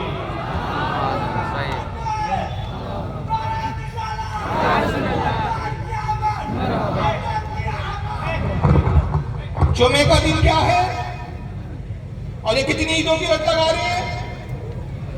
2. اب جمعہ مہینے میں کتنے بار آتا ہے؟ 4 بار. سال میں کتنے بار ہوا؟ 54 بار ہوتا ہے غالباً. یہ 2 ایک عید میلاد النبی سے پیٹھا چھڑا رہے تھے, اللہ تعالیٰ نے 54 اور عیدیں ان پہ لا دیا. یہ بھی اچھا. جمعے کے بارے میں ایک حدیث ہو گئی, آگے آئیے دوسری حدیث سن لیجیے, وہ بھی سنا لیں اپنے ماجہ کی سے. اور حدیث نمبر 1084 باب فی فرض الجمعہ. عن ابی لبابہ ابن عبد المنذر, حضرت ابو لبابہ ابن عبد المنذر سے روایت ہے, قال النبی صلی اللہ علیہ وسلم, اللہ کے نبی نے ارشاد فرمایا, ان یوم الجمعہ سید الایام. آقا نے کہا لوگوں جمعہ تمام دنوں کا سردار ہے. جمعہ تمام دنوں کا سردار ہے. وَآزَمُهُهَا عِنْدَ اللَّهِ وَهُوَ آزَمُ عِنْدَ اللَّهِ مِنْ يَوْمِ الْأَضْحَى وَيَوْمِ الْفِطْرِ. اس کی عظمت اللہ کے نزدیک اتنی ہے کہ اس کی عظمت اللہ کی بارگاہ میں ایسی ہے کہ یہ عید الاضحیٰ یعنی بقرہ عید اور عید الفطر یعنی رمضان عید اس سے بھی افضل ہے. یہ 2 عید جس کو ڈکلیئر کر رہے تھے, جو 2 عید پہ زور دے رہے تھے, اللہ کے رسول فرما رہے جمعے کی عید, جمعے کا دن, جمعے کا سید الایام ہے, تمام دنوں کا سردار ہے, اور فضیلت میں بقرہ عید سے بھی زیادہ افضل ہے, رمضان عید سے بھی زیادہ افضل ہے. تو 2 عیدوں سے زیادہ افضل 54 عیدیں ہو گئی. اب آئیے امام احمد بن حنبل کی بارگاہ میں. اس قول کو عبدالرحمن بن جوزی لکھ رہے ہیں, اس قول کو شاہ عبدالحق محدث سے دہلوی لکھ رہے ہیں, امام محمد بن محمد الجزری لکھ رہے ہیں, حضرت شاہ عبدالحق محدث سے دہلوی لکھ رہے ہیں, امام زرقانی لکھ رہے ہیں, امام قسطلانی لکھ رہے ہیں. متعدد علماء لکھتے ہیں کہ امام احمد بن حنبل فرماتے ہیں, اے لوگوں جمعے کا دن تمام عیدوں کا سردار ہے, اور رسول اللہ صلی اللہ علیہ وسلم جس شب کو پیدا ہوئے وہ تمام عیدوں کی عید ہے, جمعے سے بھی افضل ہے, اس لیے کہ حضور کی پیدائش نہ ہوتی تو جمعے کا دن بھی نہ ملتا, نہ عید الاضحیٰ ملتا نہ عید الفطر. تمام عیدیں کس سے وجہ سے ملی؟ نبی کی پیدائش سے. تو اگر ان میں ہمت ہو تو بدعت جو ہے بدعتی امام احمد بن حنبل کو بولو. اب ایک آخری اعتراض ہے, اس کے بعد اگر آپ میں سے کوئی بھی کوئی سوال پوچھنا چاہتا ہو, اگر ان کو جماعت سے بھی کوئی یہاں بیٹھا ہوا ہو تو اس کا بھی ہم خیر مقدم کرتے اس حوالے سے جو سوال پوچھ سکتا ہے. اور کچھ سوالات آئے بھی ہیں, تو جو کوئی سوال پوچھنا چاہے پوچھ سکتا ہے, جو میرے علم میں ہوں گا تو میں جواب دینے کی صحیح کوشش کروں گا. بہرحال آئیے ایک دوسرا ڈرامہ کیا ہوتا ہے. میں نے ابھی آپ سے کہا کہ حدیث کے نام پہ جھوٹ کیسے کہتے ہیں, ان کو پہچانتے ہیں آپ؟ جیل میں اس کو بیچارے بنارس میں بیچاروں نے پیشگی کیا تھا ایک عورت کے ساتھ. اس پی ایچ ڈی کی ڈگری جو ہے ان کو 13 سال کی سزا کی صورت میں دی گئی. تو اب یہ جیل کے اندر ہے. اب یہ آئیے دیکھیے, عید نہ منایا جائے میلاد النبی کے لیے, اس کے کوئی نیا ڈرامہ کھیلا جاتا ہے. سنیے. 12 ربیع الاول, اس مہینے کو صرف خوشی کا مہینہ ہی نہیں بنانا. اگر اس مہینے میں سورج چمکا تھا تو اسی مہینے میں سورج غروب بھی ہوا تھا. اس لیے خوشیاں اتنی نہ منانا کہ غروب ہونے کا انتقال ہونے کا غم بھول جاؤ.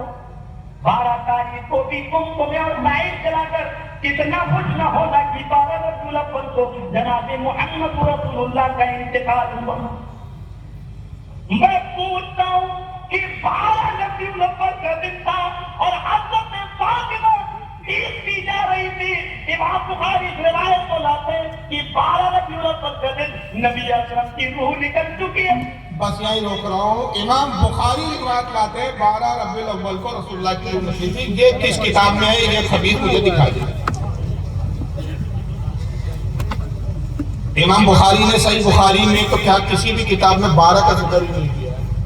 آپ کو معلوم ہونا چاہیے کہ جس طرح یہ کہہ رہے ہیں نا کہ 12 ربیع الاول کو اختلاف ہے پیدائش میں, یہ بات کو چھپاتے ہیں کہ وصال کی تاریخ میں بھی اختلاف ہے، اور صرف وصال کی تاریخ میں نہیں بلکہ مہینے کو لے کر بھی اختلاف ہے. لیکن دیکھو اپنی پبلک کو بیوقوف کیسا بنا رہا ہے. کہتا ہے کہ امام بخاری لکھتے ہیں کہ 12 ربیع الاول کی تاریخ کو رسول اللہ کی روح نکلی تھی، جبکہ امام بخاری نے کہیں نہیں لکھا یہ بات.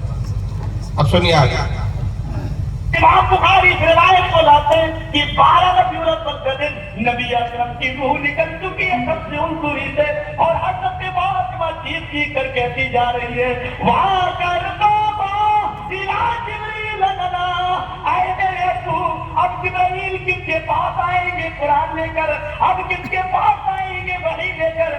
بہت ڈرامہ لمبا، کوئی ڈرامے کا نچوڑ یہ ہے کہ 12 ربیع الاول کو حضور کا وصال ہوا تھا، حضرت فاطمہ رو رہی تھی، اور تم کیا کر رہے ہو 12 ربیع الاول کو خوشی منا رہے ہو.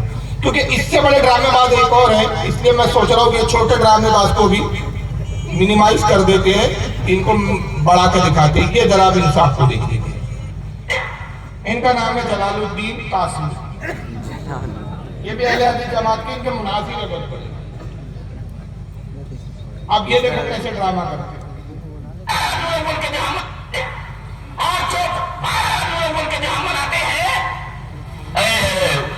اس دن کیا ہوا آئیے دیکھتے ہیں. اس دن کیا ہوا، نبی کی حالت کیا تھی. آئیے حدیث پڑھتے ہیں. دل تھامو، تھامیے، سانس روکو. سانس روکو تو زندہ کیسے رہیں گے خبیث؟ کچھ بھی ڈرامہ ہے. دل تھامو، سانس روکو. مارا کو خوشی منا رہے ہو. بہت دادا مارا کو کیا ہوا تھا؟ ہاں بتاؤ جلدی صاحب بتاؤ. چلو سانس روکو اور دل تھامو. اس 12 ربیع الاول کو کیا ہوا؟ دلیل یہ حدیث پاک حضرت امام ترمذی رحمہ اللہ اس حدیث پاک کو ایسے کتاب الجنائز کے اندر لائے. راویہ نبی کریم صلی اللہ علیہ وسلم کی محبوبہ بیوی پیاری بیوی حضرت عائشہ ہے. وہ فرماتی ہے رضی اللہ تعالیٰ عنہ کہ میں نے دیکھا کہ نبی کریم صلی اللہ علیہ وسلم کے اوپر موت طاری ہو رہی ہے. وہ موت آپ کے اوپر موت طاری ہوئی ہے، اور آپ کے بغل کے اندر پانی کا پیالہ رکھا ہوا ہے. وَإِنَّهُ قَدْ أُوتِيَ مَوْتٌ، اس پیالے کے اندر پانی رکھا ہوا ہے. بار بار آپ اس پیالے کے اندر ہاتھ ڈالتے، اور جب ہاتھ بھیگ جاتا تو اس بھیگے ہوئے ہاتھ کو اپنے چہرے کے اوپر بار بار پانی سمجھتے اور فرماتے اللہم اعذنی من غلبۃ الموت اور سکرات الموت. اے اللہ موت کی بے ہوشی سے، اے اللہ موت کی سختی سے میری مدد فرما.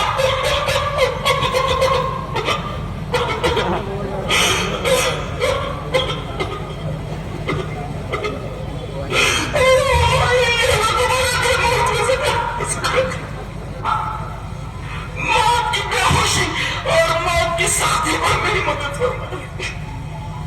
حضرت عائشہ کیفیت بیان فرماتی ہے. یہ تو روایت ہوئی ترمذی کی جسے حضرت عائشہ نے روایت کیا ہے. خود حضرت عائشہ کی کیفیت کیا تھی وہ ایک حدیث میں دیکھتے ہیں. حدیث اس طرح حضرت امام بخاری رحمہ اللہ اس حدیث پاک کو ایسے کتاب المغازی کے اندر لائے. راویہ حضرت عائشہ ہے. حضرت عائشہ فرماتے ہیں کہ نبی کریم صلی اللہ علیہ وسلم کی روح پر راز ہوئی، آپ کو موت آئی، موت طاری ہوئی اس حال میں کہ آپ کا سر مبارک میری تھوڑی اور میری ہنسلی کے درمیان ہے. میں اس طریقے سے آپ کے سر مبارک کو اپنی ہنسلی اور اپنی تھوڑی کے درمیان. خیر رسول اللہ کا وصال ہو گیا 12 ربیع الاول کو. بہت موت کی سختی تھی، یہ تھی، اور تم اس تاریخ کو جشن منا. پہلا تو جواب یہ ہے کہ 12 تاریخ حضور صلی اللہ علیہ وسلم کے وصال کی تاریخ ہے. اس پر کوئی اجماع اور اتفاق نہیں ہے، اس پر بھی اختلاف ہے. بعض ائمہ اس کو درست مانتے ہیں، بعض ائمہ اس کو درست نہیں مانتے. ایک چیز. دوسری چیز، یہ مولوی صاحب یہ اصول یہاں کیوں بھول گئے؟ جب شیعہ قوم محرم میں امام حسین کی شہادت کا غم مناتی ہے تو یہی نکل جاتے ہیں اور کہتے ہیں کہ 3 دن سے زیادہ غم منانے کی اجازت نہیں. سن لیجیے یہی مولوی جب محرم کی بات آئی تو یہی مولوی صاحب خود کیا کہہ رہے ہیں. سن لیجیے دوگلے کتنے ہوتے ہیں. جہاں تک سوگ منانے کی بات ہے، اول تو یہ حقیقت نگاہ میں رکھی جائے اور یہ نقطہ ذہن میں رکھا جائے کہ نوحہ کرنے کی اجازت یا اسی طریقے سے میت پر سوگ کرنے کی اجازت عورت کے لیے وہ بھی صرف 3 دن ہے. اجازت صرف متوفی عنہا زوجہ کے لیے جس کا شوہر مر گیا ہو 4 مہینے 10 دن ہے. غور فرمائیے اس حدیث کے اندر عورت کے لیے سوگ کی بات کہی گئی ہے، وہ بھی عورت کے لیے 3 دن اور جس کا شوہر مر گیا ہو اس کے لیے 4 مہینہ 10 دن. یعنی کہتے ہیں کہ 4 مہینہ 10 دن وہ عورت سوگ منا سکتی ہے، غم منا سکتی ہے جس کا شوہر انتقال کیا ہے، وہ عورت جس کا شوہر نہیں مرا، کوئی اور رشتہ دار مرا تو وہ بھی صرف 3 دن تک غم منا سکتی ہے. اور یہ صحیح بخاری کی حدیث ہے، وہ پورے الفاظ یہ ہے کہ آقا فرماتے جو اللہ رسول پر ایمان رکھتا ہو اس کے لیے جائز نہیں کہ اپنے کسی مرنے والے پر 3 دن سے زیادہ غم منائے. اب ان کا سوال یہ ہے کہ جب یہ شیعہ کرتے، ہم اہل سنت تو غم کے بھی قائل نہیں ہیں، نہ محرم میں غم کے قائل ہیں نہ میلاد میں غم کے قائل ہیں. ہم اعتدال والی کو ہم کہتے ہیں محرم میں اعتدال کیا جائے گا، 12 کو پیدا ہوئے خوشی منائی جائے گی. لیکن جب شیعہ مناتے ہیں غم تو یہ فلسفہ جھاڑتے ہیں کہ 3 دن سے زیادہ غم منانے کی اجازت نہیں. تو میں پوچھتا ہوں کہ 12 ربیع الاول کو حضور کے وصال کا غم منانے کی اجازت کہاں سے ہو گئی؟ یا کیسے اجازت مل گئی؟ اور جب حضور فرما رہے ہیں کہ 3 دن سے زیادہ نہیں تو تم کون سی بیوہ ہو جو آج تک رو رہی ہے؟ 3 دن کی روز زیادہ کی اجازت نہیں. اور دوسرا ایک علمی جواب سن لیجیے، غم مردوں کا منایا جاتا ہے. غم مردوں کا منایا جاتا ہے، اور ہمارا عقیدہ یہ ہے کہ رسول اللہ آج بھی حیات ہے، تو زندہ ہے واللہ، تو زندہ ہے واللہ، میری چشم عالم سے چھپ جانے والی. نعرہ تکبیر، نعرہ رسالت، مسلک اعلیٰ حضرت تنظیم اہل سنت دھنباد علامہ فاروق خان رضوی. تو اس لیے ہم غم نہیں مناتے، اور شریعت نے غم سے روکا ہے، خوشی منانے کی حد مقرر نہیں کی کہ بس اتنے سال خوشی مناؤ پھر نہ مناؤ. آپ تا زندگی کسی بھی خوشی کے کام کو منا سکتے ہو، غم کے لیے روکا ہے کہ 3 دن سے زیادہ نہیں. اور نبی زندہ ہے، یہ ہم نے جذبات میں نہیں کہا. آئیے یہ حدیث دیکھ لیجئے، سنن ابن ماجہ حدیث نمبر 1637. عن ابی دردہ رضی اللہ تعالیٰ عنہ قال قال رسول اللہ صلی اللہ علیہ وسلم. حضرت ابو دردہ سے روایت ہے، کہتے ہیں رسول اللہ صلی اللہ علیہ وسلم نے ارشاد فرمایا، اکثر الصلاۃ علی یوم الجمعہ. آقا نے کہا لوگوں جمعے کے دن کثرت کے ساتھ مجھ پر درود پڑھو. دیکھیں جمعہ کیوں؟ عیدوں کی عید ہے. جمعے کے دن کثرت کے ساتھ مجھ پر درود پڑھو. فَأَنَّهُ مَشْهُودٌ تَشْهُودُ الْمَلَائِكَةُ، اس لیے کہ جمعے کا وہ دن ہے جس میں فرشتے بہت زیادہ تعداد میں میری بارگاہ میں حاضر ہوتے ہیں. روزانہ کتنے فرشتے آتے ہیں پتہ ہے آپ کو؟ حضرت امام دارمی رحمۃ اللہ علیہ جو امام بخاری اور امام مسلم اور ابو داؤد تینوں کے استاد ہیں، سنن دارمی میں نقل کرتے ہیں کہ روزانہ اللہ کے نبی کی حدیث ہے کہ روزانہ فرشتے 70,000 صبح آتے ہیں، 70,000 شام کو آتے ہیں.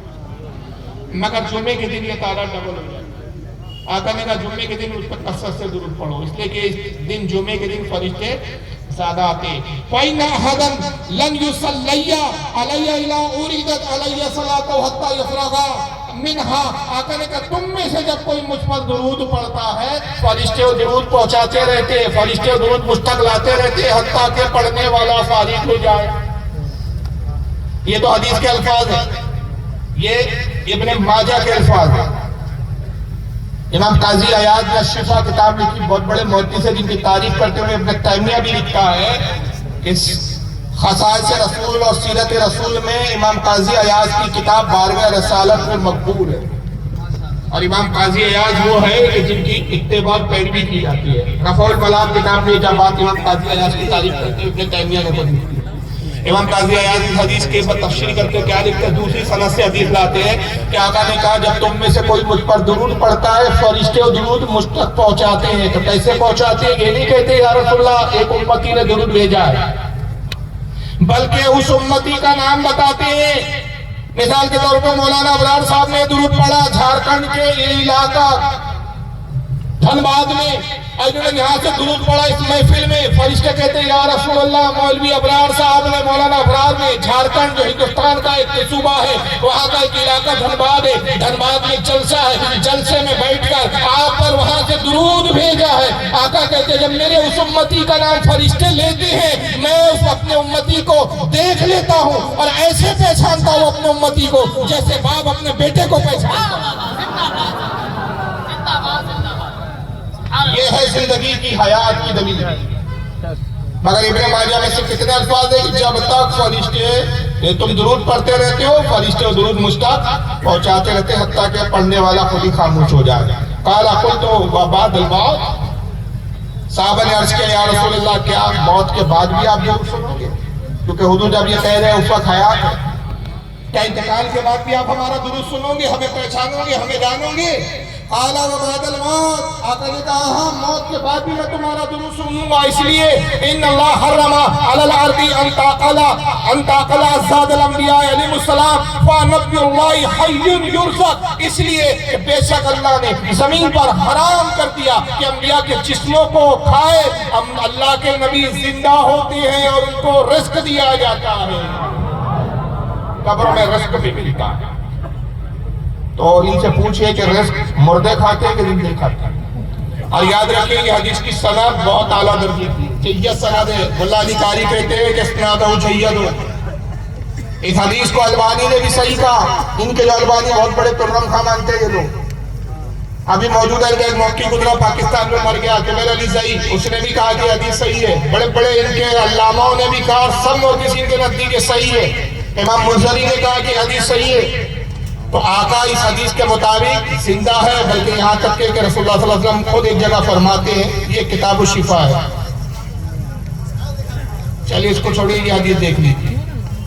یہ شعب الایمان ہے، امام بہقی رحمۃ اللہ علیہ کی حدیث کی کتاب ہے.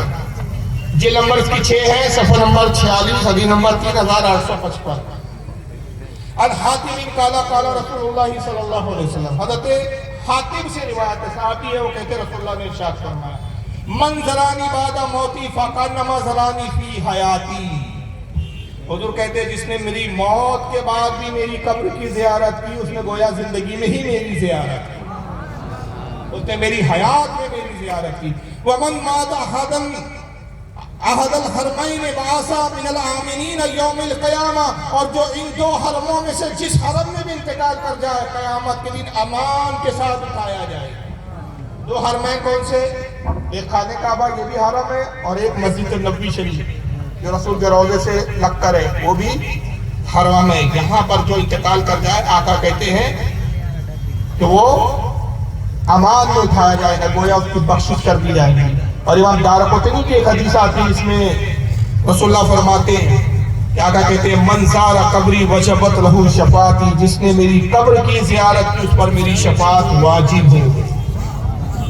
اس لیے جو حضور اپنی قبر مبارک میں حیات ہے. حیات النبی ایسا عقیدہ ہے کہ امام حضرت شاہ عبداللہ محدث دہلوی مدارج النبوت میں فرماتے ہیں کہ ہر زمانے میں اس میں اجماع رہا، یہ اختلافی مسئلہ ہی رہا، اور اس پر کبھی اختلاف علماء میں ہوا ہی کہ شاہ عبداللہ آج سے 550 سال پہلے لکھ رہے ہیں. اس کا مطلب یہ ہوا صاحب کہ اس زمانے میں ایسی یہ بات کرتے اور بات جماعتیں آئی ہے معاذ اللہ کہ جو نبی کی حیات کی منکر ہے. آخر میں 2-4 کتابیں آپ کو دکھا دیتا ہوں اور اسی پر اختتام کر رہا ہوں. یہ کتاب ہے اخبار الاخیار، یہ شاہ عبداللہ محدث دہلوی کی کتاب ہے. کمال اس کتاب کا یہ ہے کہ ہمارے یہاں سے نہیں چلتی. لکھنے والے شاہ عبداللہ مسلم عالم ہیں، ان کی صفات اور ان کی تاریخ سے اتنا عرض کر دوں. شاہ عبداللہ محدث دہلوی کا مقام یہ ہے ہندوستان میں علم حدیث سب سے پہلے لانے والے شاہ عبداللہ محدث دہلوی، اور ان کی تاریخ بیان کرتے ہیں صدیق حسن بھوپالی. کسی بریلوی کا حوالہ نہیں دے رہا. صدیق حسن بھوپالی غیر مقلد اہل حدیث، ان کے بارے میں لکھتے ہیں کہ شاہ عبداللہ محدث دہلوی مدینہ منورہ میں مسجد نبوی شریف میں درس حدیث دیا کرتے. عادت کریمہ یہ تھی شاہ عبداللہ محدث دہلوی جب درس دینے آتے حدیث کا سب سے پہلے روضہ رسول پر حاضر ہوتے، سرکار کی بارگاہ میں سلام کرتے اور موجہ شریف میں یعنی آپ کی قبر مبارک کے سامنے کھڑے ہو کر کچھ دیر درود شریف پڑھتے. ممبر پہ آتے، پھر حدیث کا درس دیتے، شاگرد حدیث آپ سے سن کے لکھتے. جب حدیث کا درس ختم ہوتا پھر روضہ رسول پر آتے، پھر سلام کرتے، پھر درود شریف پڑھتے، کچھ دیر تک گھر چلے جاتے. روزانہ قبر رسول کی 2 بار زیارت ہوتی. صدیق حسن بھوپالی صاحب فرماتے ہیں ان کے کہ کئی سال گزر گئے، اب یہاں تک کہ رسول اللہ صلی اللہ علیہ وسلم نے خواب میں بشارت کی عبداللہ کہ ہندوستان جاؤ اور علم حدیث کو عام کرو. تو آپ رونے لگے، کہا یا رسول اللہ آپ کا حکم سر آنکھوں پر، لیکن اے میرے آقا ہندوستان جانے میں مجھے کوئی حرج نہیں ہے، لیکن صرف ایک بات کی وجہ سے افسوس ہے کہ یہاں رہتا ہوں تو آپ کے قبر مبارک کی زیارت ہو جاتی ہے، ہندوستان جاؤں گا سرکار آپ کی قبر کی زیارت سے محروم رہ جاؤں گا۔ آقا نے فرمایا عبدالحق غم نہ کرو، تم ہماری بارگاہ میں مقبول و قبول کر لیے گئے ہو، ہندوستان جاؤ، یہاں مدینے میں تو قبر کی زیارت کرتے ہو، ہندوستان جاؤ گے بعد نفس تفریق ہماری زیارت کیا کرو۔ اور نتیجہ یہ ہوا کہ ہندوستان اور پانچ روزانہ زیارت کرو۔ وہ شاہ عبدالحق مودودی سے چلے گئے چچا کی کتاب اخبار الاخیار دکھا بھی دیتا ہوں۔ اخبار الاخیار کے اندر شاہ عبدالحق مودودی سے دہلوی کیا لکھتے ہیں، اس میں اصل میں انہوں نے بزرگان دین کے حالات لکھے۔ بیٹھے کوئی بات نہیں ہو، بی پی آئی ہوگی دیکھیں یہ ہے آپ کے سامنے اخبار الاخیار، یہی وہ کتاب میں جو دکھا رہا ہے۔ صفحہ نمبر 624، صفحہ نمبر 624 میں شاہ عبدالحق مودودی سے دہلوی لکھتے ہیں، اے اللہ دعا کر رہے ہیں، کوئی آ رہا ہے؟ نعرہ تکبیر، نعرہ تکبیر، نعرہ رسالت، نعرہ رسالت، مسلک اعلیٰ حضرت علماء اہل سنت پیر طریقت رہبر راہ شریعت حضور سمنانی میاں صاحب قبلہ، حضور سمنانی میاں صاحب قبلہ، حضور سمنانی میاں صاحب قبلہ، حضور سید ثبور علی صاحب قبلہ، شیر رضا مسلک اعلیٰ حضرت علماء اہل سنت، نعرہ تکبیر، نعرہ رسالت۔ ماشاءاللہ سبحان اللہ۔ حضرات تشریف رکھیں،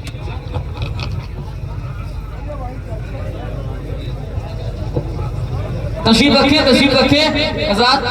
اب ابھی سوال جواب کا سیشن باقی ہے، جو سوال آپ کے ذہنوں میں ہیں آپ پوچھ سکتے ہیں، ابھی تقریر ہو چکی انشاءاللہ۔ اب سوال جواب جو اہم ہے انشاءاللہ تعالی وہ سوال جواب کا سیشن چلے گا۔ اب ماشاءاللہ اعلیٰ حضرت کا شعر بھی جلوہ افروز ہے، تشریف رکھیں، اور اعلیٰ حضرت کے شہزادے بھی موجود ہیں۔ بس دو چیزیں سن لیجئے، میں اختتام کی طرف آ رہا ہوں۔ زیر نصیب خوش قسمتی ہماری تشریف رکھیں۔ آج کی برونق بزم میں بریلی کا چاند بھی جلوہ گر ہو چکا ہے، جس کی تابناکیوں سے یہ بزم اور پرنور ہو گئی ہے، جن سے میری مراد حضرت علامہ مولانا محمد عمران رضا المعروف کی سمنانی میاں صاحب دامت برکاتہم القدسیہ، شہزاد حضور منانی میاں صاحب دامت برکاتہم القدسیہ، خانوادہ رضا، خانوادہ اعلیٰ حضرت کے عظیم الشان فرد آپ کے سامنے رونق افروز ہے، جن کے چہرے زیبا کی زیارت سے میں اور آپ سب مستفید ہو رہے ہیں۔ اور آپ سب جانتے ہیں یہ وہ گھرانہ ہے کہ جس کا سنیت پر ہوا احسان عظیم ہے، جس کو قیامت تک کوئی بھی سنی فراموش نہیں کر سکتا۔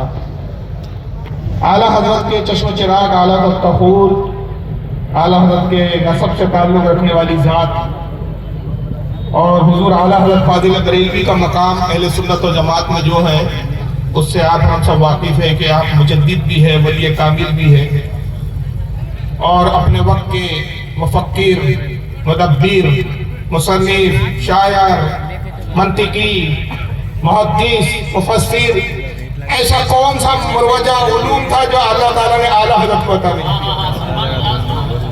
کل 52 علوم پر اعلیٰ حضرت فاضل بریلوی کو جو ہے قدرت حاصل تھی اور مہارت تامہ حاصل تھی۔ ایسے گھرانے سے، ایک علمی گھرانے سے جس پر تمام سنیوں کا احسان ہے، آج اس گھر کے چشم چراغ ہماری خدمت میں تشریف فرمائے رونق افروز ہے۔ اللہ تعالیٰ سے میری دعا ہے خالق کائنات جو سمنانی میاں دامت برکاتہم القدسیہ کا سایہ ہم اہل سنت پر دراز فرمائے، اور حضرت کی فیض و برکات سے مجھے اور آپ سب کو مستفید اور فیضیاب فرماتا رہے۔ حضرت کے علم میں، عمر میں، رزق میں، دینی دنیاوی ہر معاملات میں ترقی عطا فرمائے، خوب عروج عطا فرمائے۔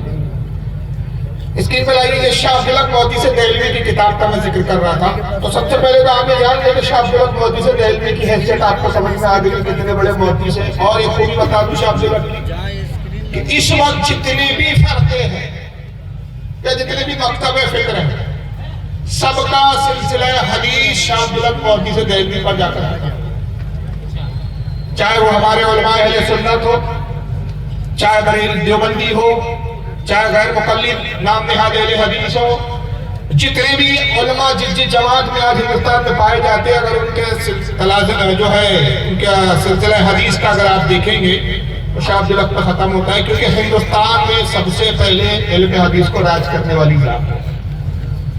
ایسا وقت کا موجود جس کو روزانہ رسول اللہ کی نفس نفیس زیارت ہوتی، جو دین کا اتنا بڑا خادم، اتنا بڑا محدث، وہ دعا کیا کرتا ہے یہ سنیے۔ اور میں نے عرض کیا کہ کتاب ٹیبل پر موجود ہے، کتاب ہم نے نہیں چھاپا، یہ دیوبندیوں نے چھاپا ہے۔ اصل کتاب فارسی میں تھی، اس کا اردو کا ٹرانسلیشن دیوبند سے ہوا ہے، دیوبند کے 2 مولویوں نے مل کر ترجمہ کیا، ایک نہیں بلکہ 2 مولویوں نے، جس میں ایک کا نام ہے مولانا سبحان محمود صاحب استاد الحدیث دارالعلوم دیوبند، دوسرے مولانا محمد فاضل صاحب دارالعلوم دیوبند، 2 مترجمین ہیں جنہوں نے اس کا ترجمہ کیا۔